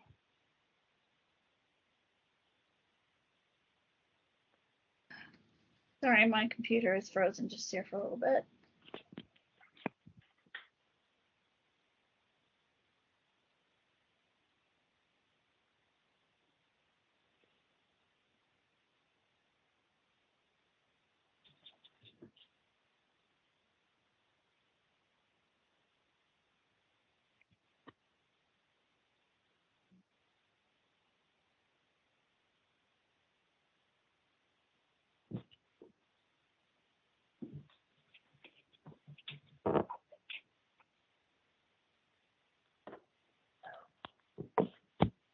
Is who will be speaking on behalf of the respondent?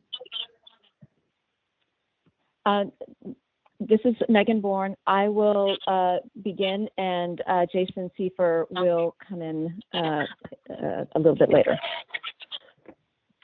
Okay. Although I heard you. Typically we have one person speak, and then we may ask a second person to, or there can be others speaking on behalf of the respondent. So if one of you could make the first statement, that would be easiest. Okay, I'll take that. All right, you ready, Ms. Bourne? Yes. Go ahead. Thank you. FAMSF produced all the responsive records to the complainant in a timely manner.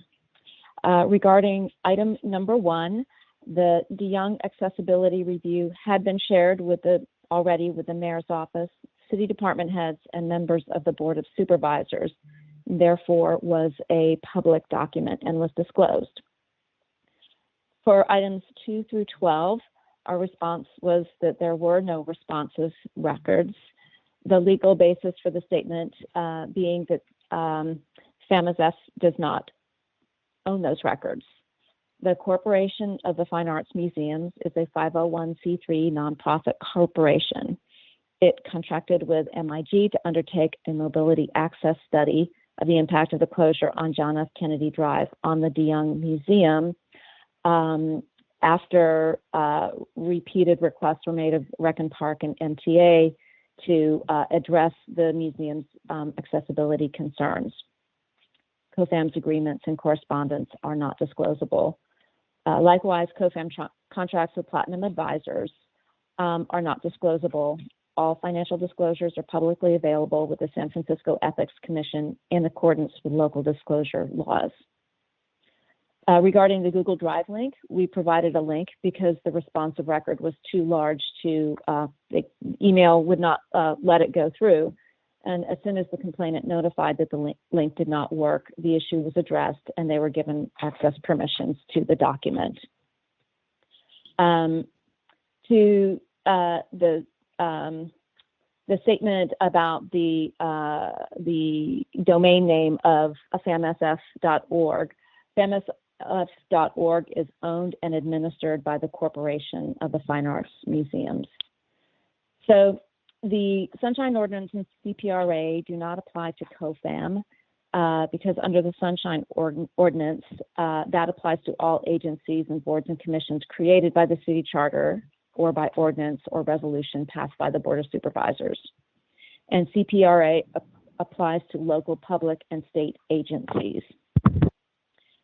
So in addition, in Q&A a little bit later, Jason could go more into this, but COFAM is not a fiscal agent to the city. It's a 501c3 corporation, and COFAM is not a sub-consultant. Hence, there's no actual or constructive possession of records. And regarding the request for data, FAM released the documentation that it routinely provides to the city and county of San Francisco. FAM is not required to create a responsive document. And again, after this opening, Jason can go more into that. In closing, FAMSF has not acted in bad faith. FAM immediately addressed the issue with the Google Drive link when the complainant informed us of the issues. And FAM has acknowledged the complainant's request for records 2 through 12, but does not possess responsive records regarding those agreements and communications. Thank you. Okay, thank you. Actually, I should ask Anonymous first because I didn't realize that there were going to be 2 speakers on the respondent side. Is there anyone else here who would be speaking on your behalf? No, it's just me here, but thank you. Okay.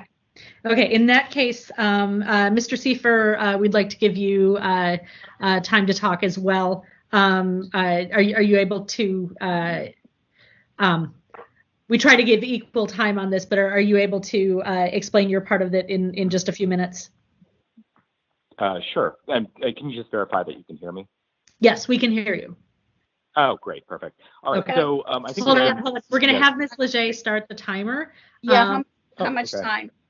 Do you think you could? I know Ms. Bourne didn't use her full time. Do you think you could explain your part in 3 minutes? I would be happy to. Okay. Great. All right. Hang on. Actually, I guess we don't need to put that limitation. I think because if Anonymous had another person, it would have. You'll have up to 5 minutes, but as soon as Ms. Leger is ready with the timer.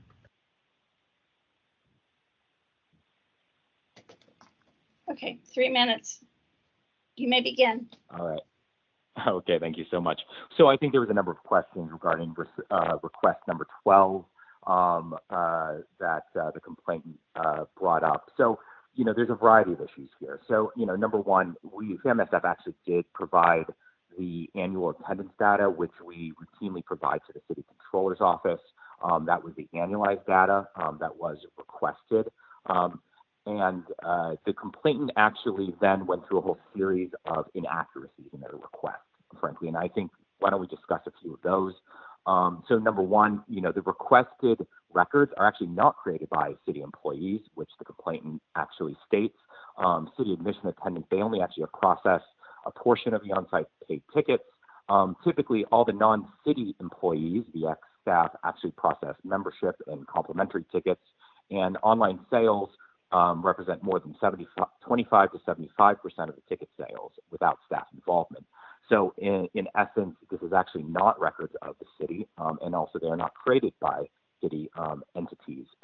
Secondly, all of the records themselves are actually not maintained on any city infrastructure, either software or IT infrastructure. The city also doesn't provide any IT support regarding any of these requests either. The complainant notes that, he believes that city security guards are involved in the enforcement of fees. That is not accurate.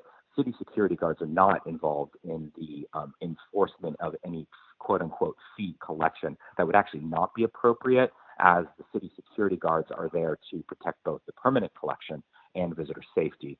The complainant also, in their documents, discusses an admission fee audit. He is misusing that information in an inaccurate way, and it's an inaccurate understanding of what that audit actually involved. The auditors did not look at any of the data that the complainant is actually requesting. They reviewed cash receipts that are tied to general admissions, which is actually an accounting function, and did not actually address any of the items that they were requesting. This actually excludes the vast majority of all of the attendance data and details and the volume of details that were actually requested by the complainant. So with that, I am open to questions. Thank you. Thank you. Member Neighbors, I see your hand. Thank you. This is for Ms. Bourne. You mentioned that that you had informed the complainant that the records that were not public and that they would not be receiving the records for requests 2 through 11. I've gone through what I believe was the complete correspondence, and I haven't found anything. Could you point me in the packet to where you engaged, or your office engaged with the petitioner around any details, whether it was the nature, the public or not nature of the records, explaining to them why the records were not going to be provided, the details that you just shared with us?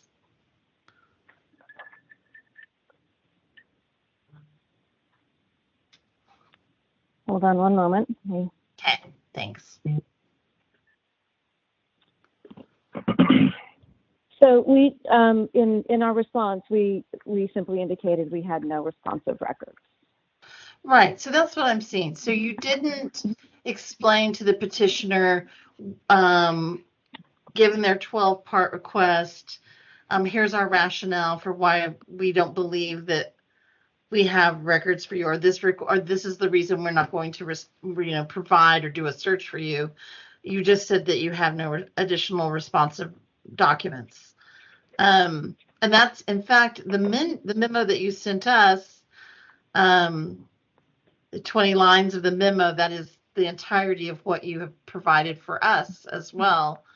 To me, it's a bit concerning that someone has sent you, whatever your stance is, the spirit of the Sunshine Ordinance is the transparency of local government. And one of the things that I see in the correspondence is the petitioner asking you to please respond, please explain what's going on. How did you make the decision to just not reply to the petitioner at all? Is that your policy as what you believe is not being organized under the Sunshine Ordinance? Or at what point, I think you said you were going to look for responsive records and provide them under the timeline of the Sunshine Ordinance. and then you didn't, and you stopped responding at that point too. Was there a time during this where you thought you might be producing some records, or it's kind of mysterious? No, there was not a time where we thought we would be producing responsive records, and I don't know if I would say it was is really a bandwidth issue. I hear what you're saying about the spirit of the Sunshine Ordinance, and I certainly take that point. But we just reiterated that we did not have responsive records.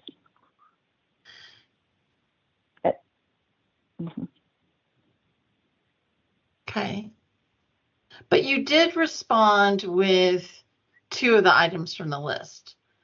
So you responded with a response. You gave a response for the 1st and the 12th, and then you just kind of pretended the ones in between those just didn't exist. You didn't. So the first you did feel was within your that you were required to provide the response to number 1 and number 12, but not numbers 2 through 11. So yes, we did not pretend that they did not exist or ignore them, but item number 1 had been shared to several city agencies: the Mayor's Office on Disability, a Rec and Park, MTA, and members of the Board of Supervisors. And it was in the public sphere. And likewise, item number 12 is reporting that SAMSF routinely provides to the city and county of San Francisco. And those were, and that was a SAMSF document. Items 2 through 11 are COFAM documents. And COFAM, in terms of, COFAM is a financially independent entity as well. It doesn't take any money from the city or rely on any or provide any money to the city. Is that true? That is correct. I mean, it provides a great deal of services, and so far as putting on exhibitions and paying for the curators and the conservators and the educators at the museums. But it does not receive any city funds.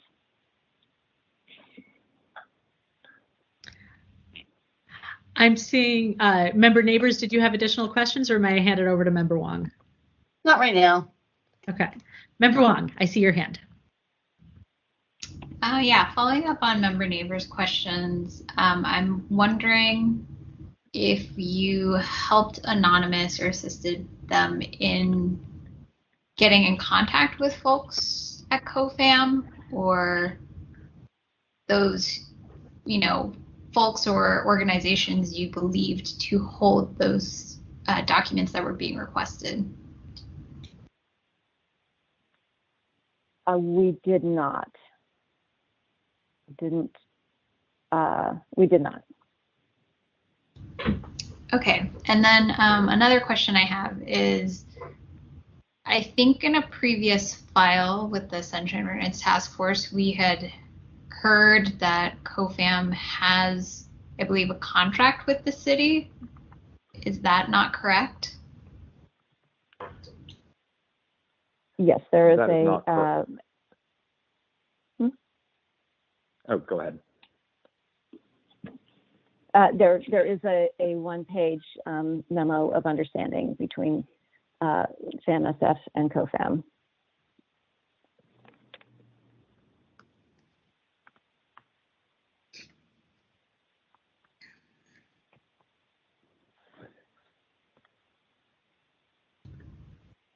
Okay, and then just to double check, is there is that a contract, or I'm curious about the relationship between the two organizations then. Just to interrupt just for a second, Member Wong, do you realize an MOU is a memorandum of understanding? Yes. But thank you for the clarification. So there's just the memo of understanding. There is no contract.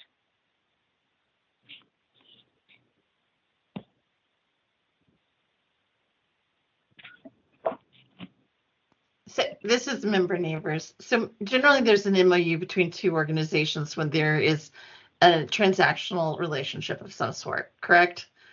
So what is the transactional relationship between the two organizations that requires them to have an MOU?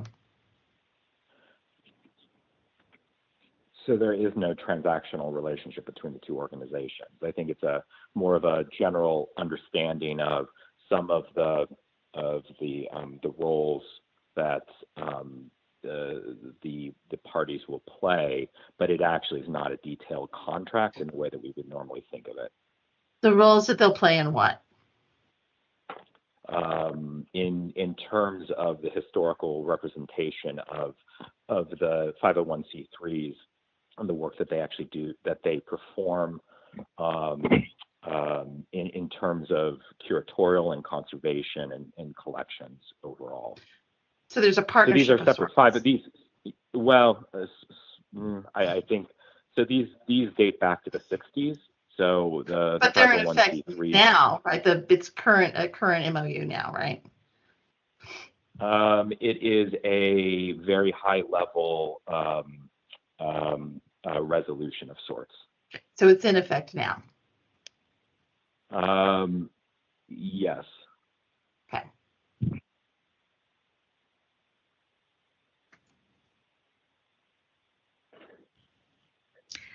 So it seems to me I think there's more than this here, and this is not the first time that we've had. This is Tara LaHood speaking. This is not the first time that we've had requests for information from from FAMSF or COFAM, and I know it's confusing for members of the public because they go to the museum and they're like, I'm at one place and they don't understand the inner workings of these three entities. We've spent time talking about it and it's still not entirely clear. However, I think at bare minimum, we have a case here where there was a violation for timeliness, in a possible violation for timeliness in not responding. I'm saying member neighbors with a hand up, but regarding the immediate disclosure request. I believe there may be some other issues here with not helping to provide access to information that should have been in the hands of the city agency, or at least providing assistance in locating or identifying who else may have had those responsive records. Member neighbors, I'll hand it off to you. You have some thoughts to add. Yeah, I mean, I think we're totally in agreement. If we agree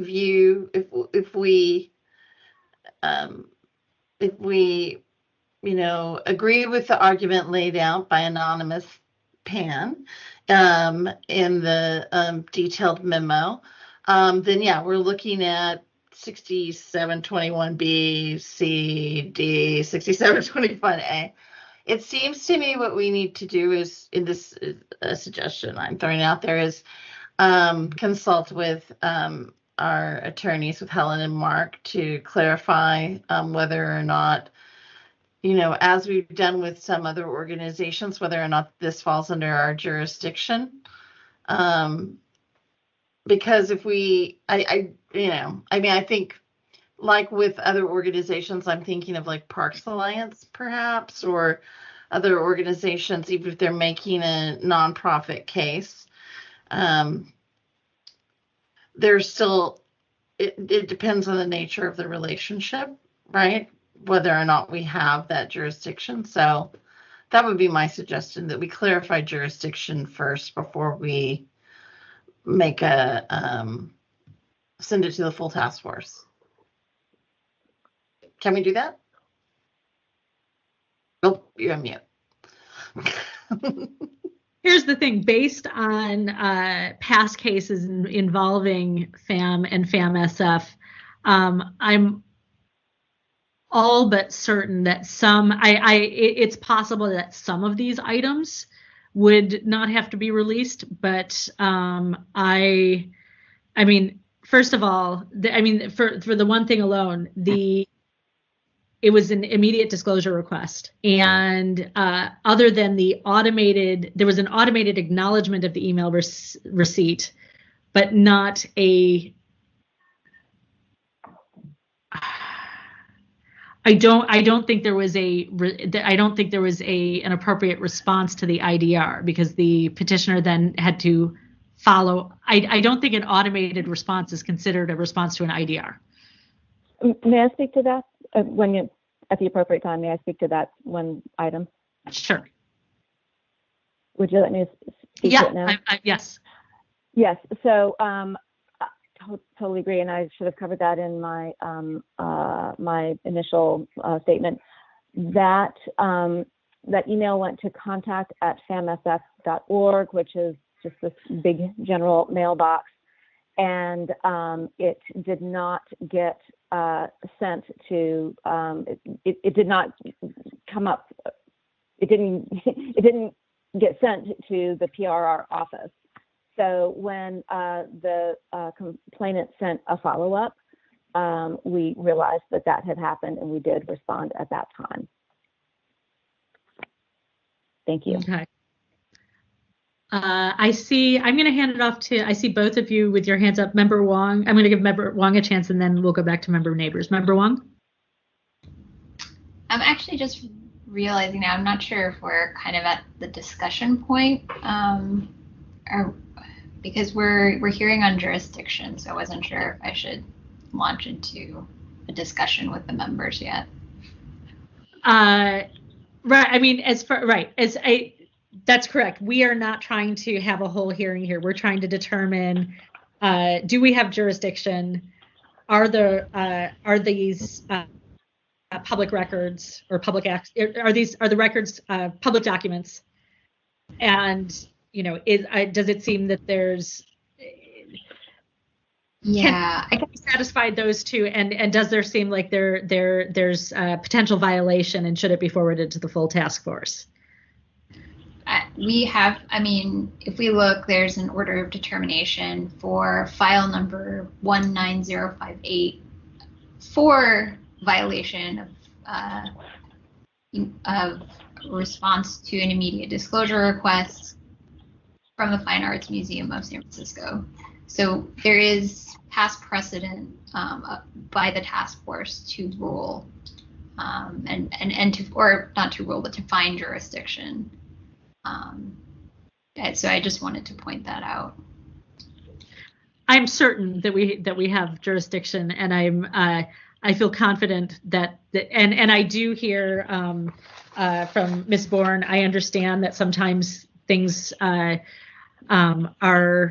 sent to email addresses that are not monitored as closely, but in terms of Sunshine, the requirement for responsiveness still holds.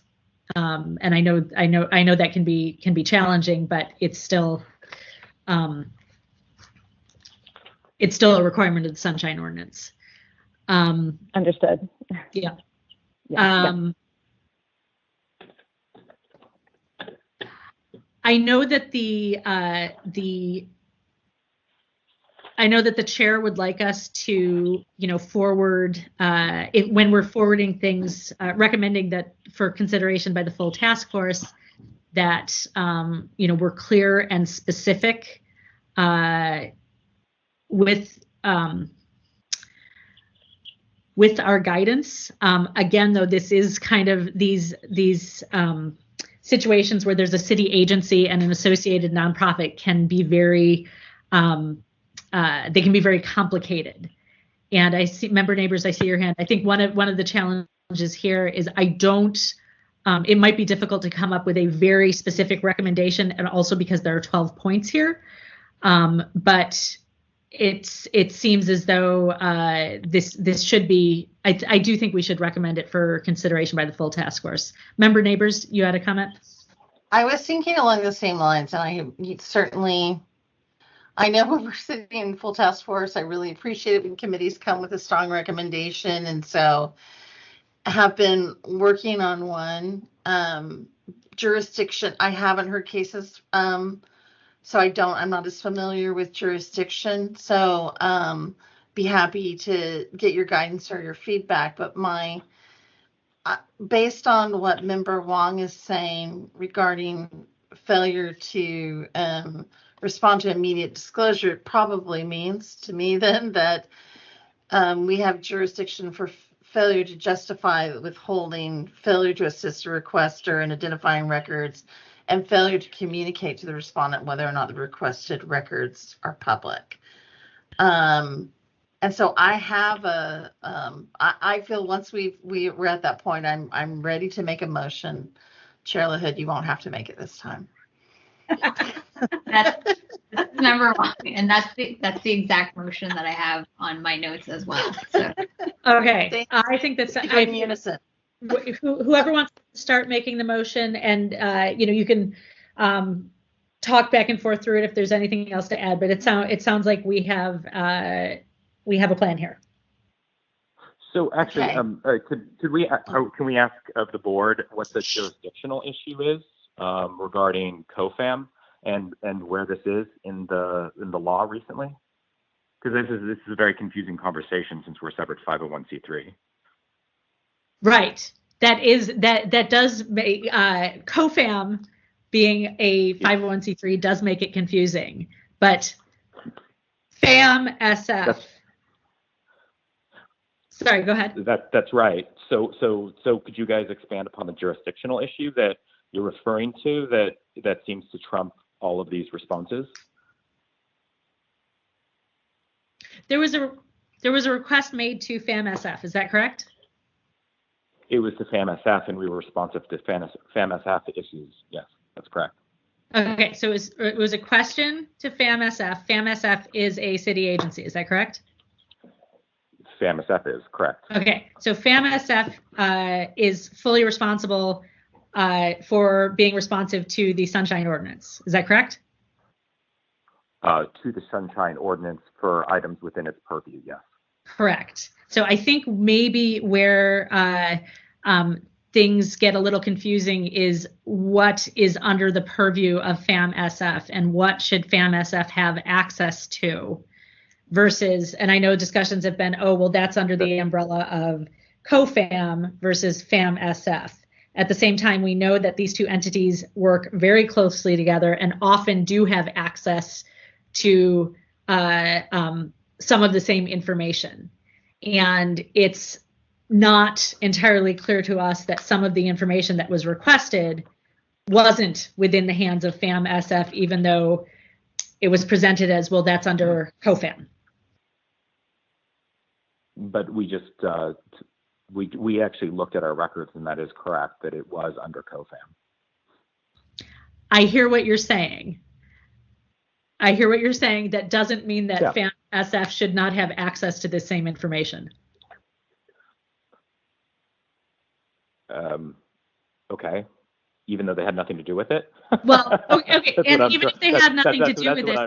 That is what I'm trying to understand. In terms of the jurisdictional issues that you're referring to, for clarity, because we are a separate 501c3 organization who has a separate budget as well.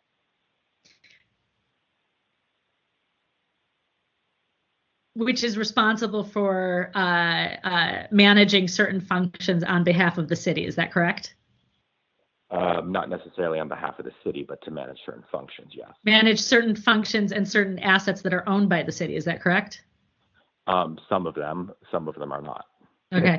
And to manage city employees and certain activities. Is that correct? No, we actually do not manage city employees. So you coordinate with They're separate. The employees are separate. Separate HR functions, separate payroll functions, separate budgeting functions. It's all separate. when there are joint activities, how do these entities communicate? They discuss things on email on the COFAM servers. Okay, but there are city employees who are sending emails from their city appropriately from their city issued email addresses. Is that correct? No, they are not city issued email addresses. They're city employees communicating about their day-to-day work. Are you trying to suggest that city emails sent by city employees are not subject to the Sunshine Ordinance? No, actually, not for city employees. No, we would those do fall under Sunshine Ordinance, and we respond accordingly. But I just note that they're on non-city servers. That's my only point on it. But we still would pull them for Sunshine purposes. Okay. Member Neighbors, I see your hand again. Did you have a comment to add?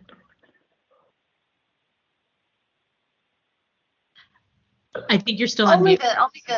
Only that I believe that the exception to this that was mentioned was actually Thomas Campbell, who's named in this complaint along with the Fine Arts Museum, who is, I believe, a city employee. Is that correct? He is both a city employee and a nonprofit employee. That is correct. Yeah, there you have it. And we pull emails from Mr. Campbell as needed under Sunshine Ordinance,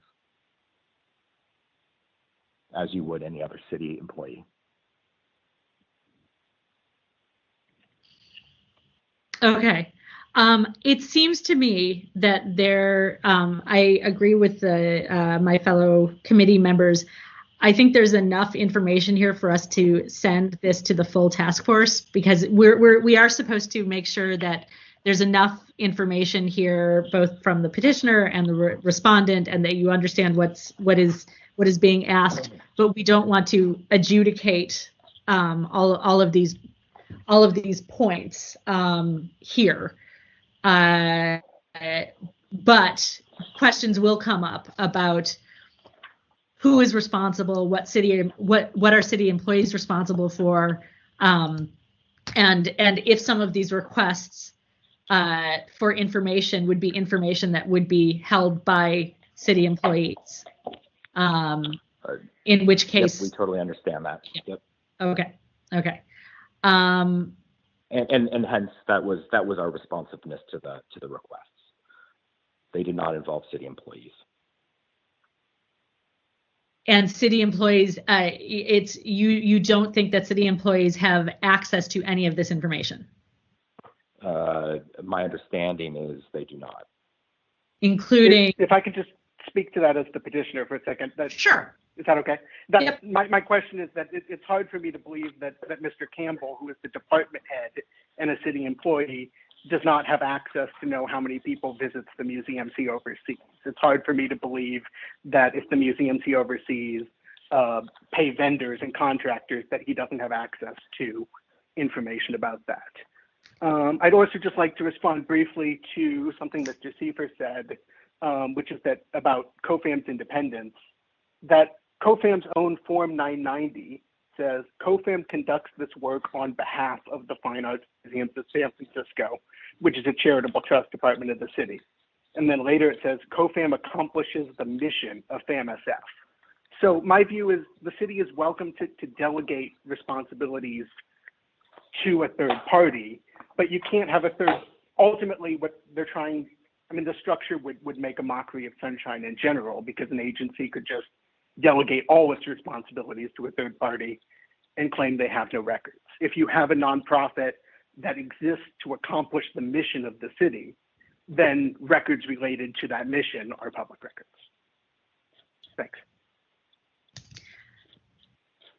Thank you. Members who would, and I appreciate hearing from both sides, and I know this is very complicated, and we're going to get into all the nitty-gritty details at the full task force hearing. Members who would like to start formulating the motion? Lori, you're on mute. I'm saying wisdom before age.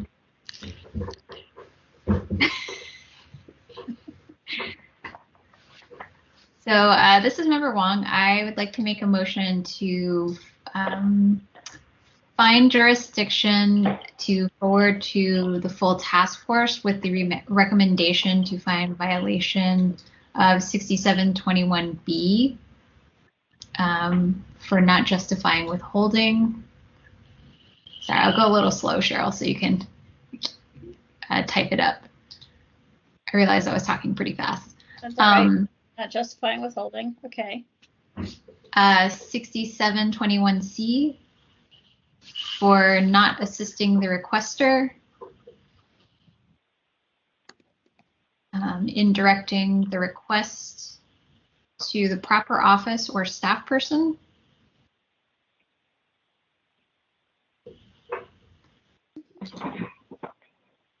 And 6725 for not responding to the immediate disclosure requests in a timely manner.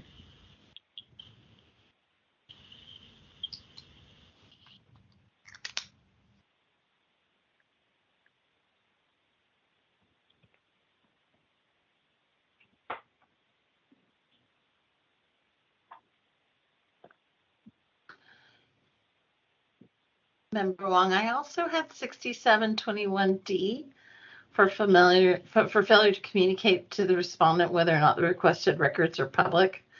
And I don't know if that's something you would consider. What did you say? I'm sorry, Lori, I didn't hear that. 6721D. Mm-hmm. Okay. But it's up to Member Wong. Yeah, I think that makes sense. So I will add that to the motion as well. Yeah, I didn't hear what that was. What is it? What is it? I'm sorry, I don't know it, but 6721. It's 6721D as in dog. Yeah, I got that. For failure to communicate to the respondent whether or not the requested records are public. Failing to communicate with the requester. Yes, I don't know why I said respondent. You're exactly right, Ms. Leger. And in all of this, we are this is a recommend to send to the full task force. Yeah, I got that. Yeah. Okay.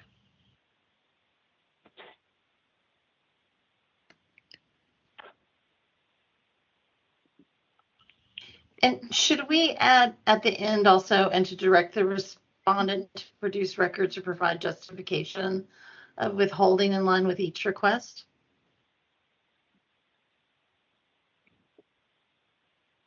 I don't remember You sort of said that with 6721B. You said not justifying withholding, and I think the point being it can't just be a broad, we don't have that or that's not ours. It needs to be clarified point by point.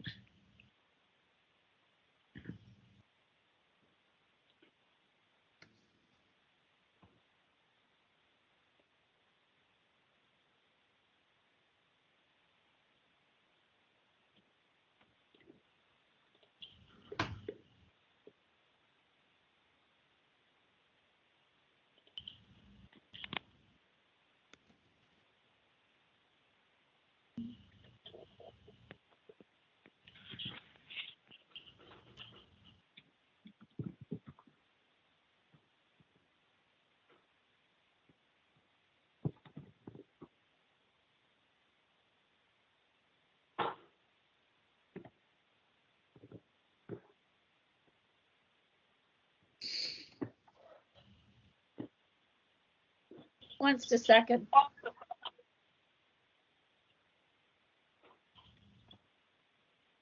Do we have a second for the motion? Yes, this is Member Neighbors. I'll second. Okay, so we have a motion on the table. Is there anyone who's not party to the case who would excuse me, yes, call for public comment on the motion. Anyone who's not party to the case who would like to make public comment. We'll create a queue. Please identify yourself. If you might still be on mute, you need to press *6 to unmute yourself so that we can hear you.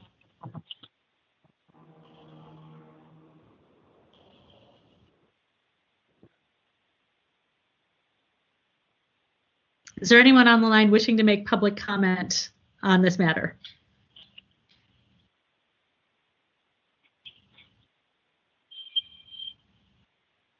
We're not hearing anyone. Last call, press *6.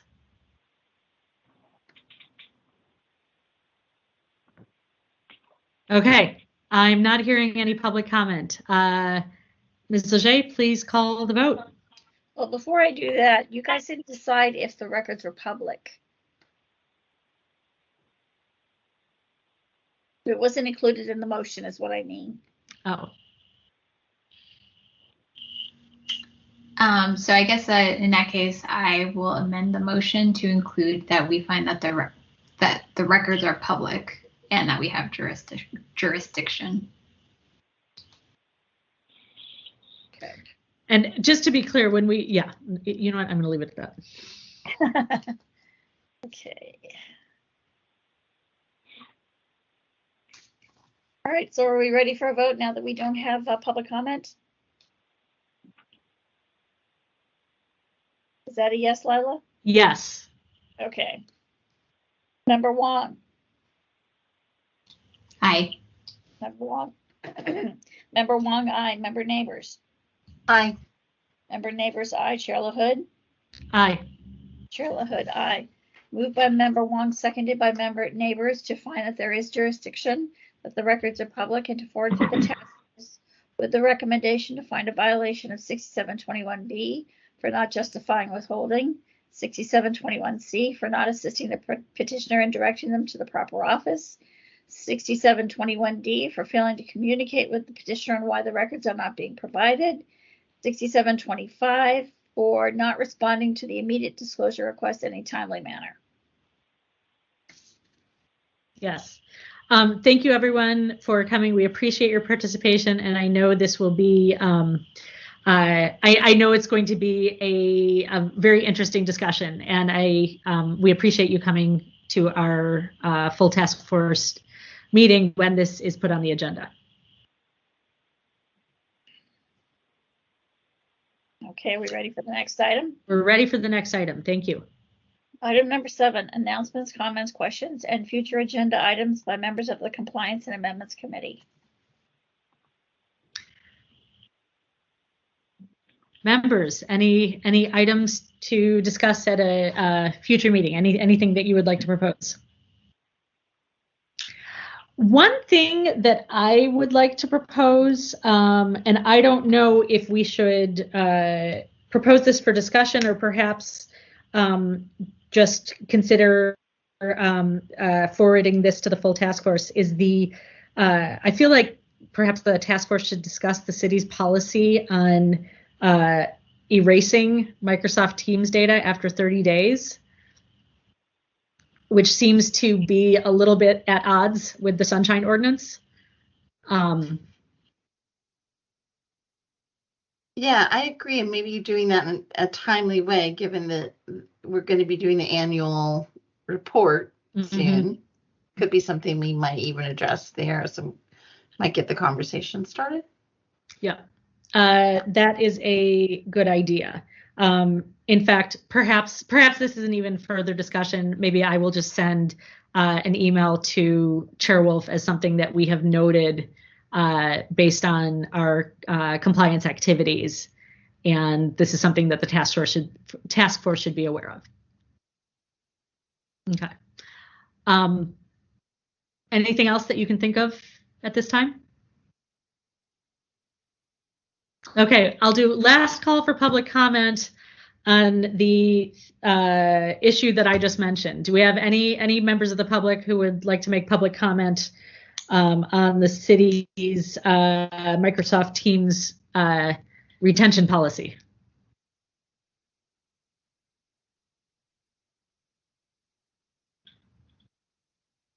Okay, hearing none. I don't know, where are all our public commenters? I feel a little lonely tonight. We have each other, and we don't always need a crazy public comment. I'm used to it. It's part of the routine. Ms. Lachey, please call the final item. Item number 8, adjournment. I have 8:42. We have a motion to adjourn. Motion to adjourn. I would also like to mention that it is Tuesday, 2/2/2. I know, isn't that great? 2. So that might be why it's a little jinxed. Maybe that's why we don't have public commentators. Also, it's the day after President's Day, so maybe people are on vacation. Okay, so we had a motion to adjourn. Can we, all in favor? We have a second? Aye. Oh, aye. Yes, we have a second? I'll retroactively second. Okay, aye. All in favor? Aye. Aye. So, Ms. Lachey, if you want to stop the recording, the meeting is adjourned. Yep, I'm going to do that right now.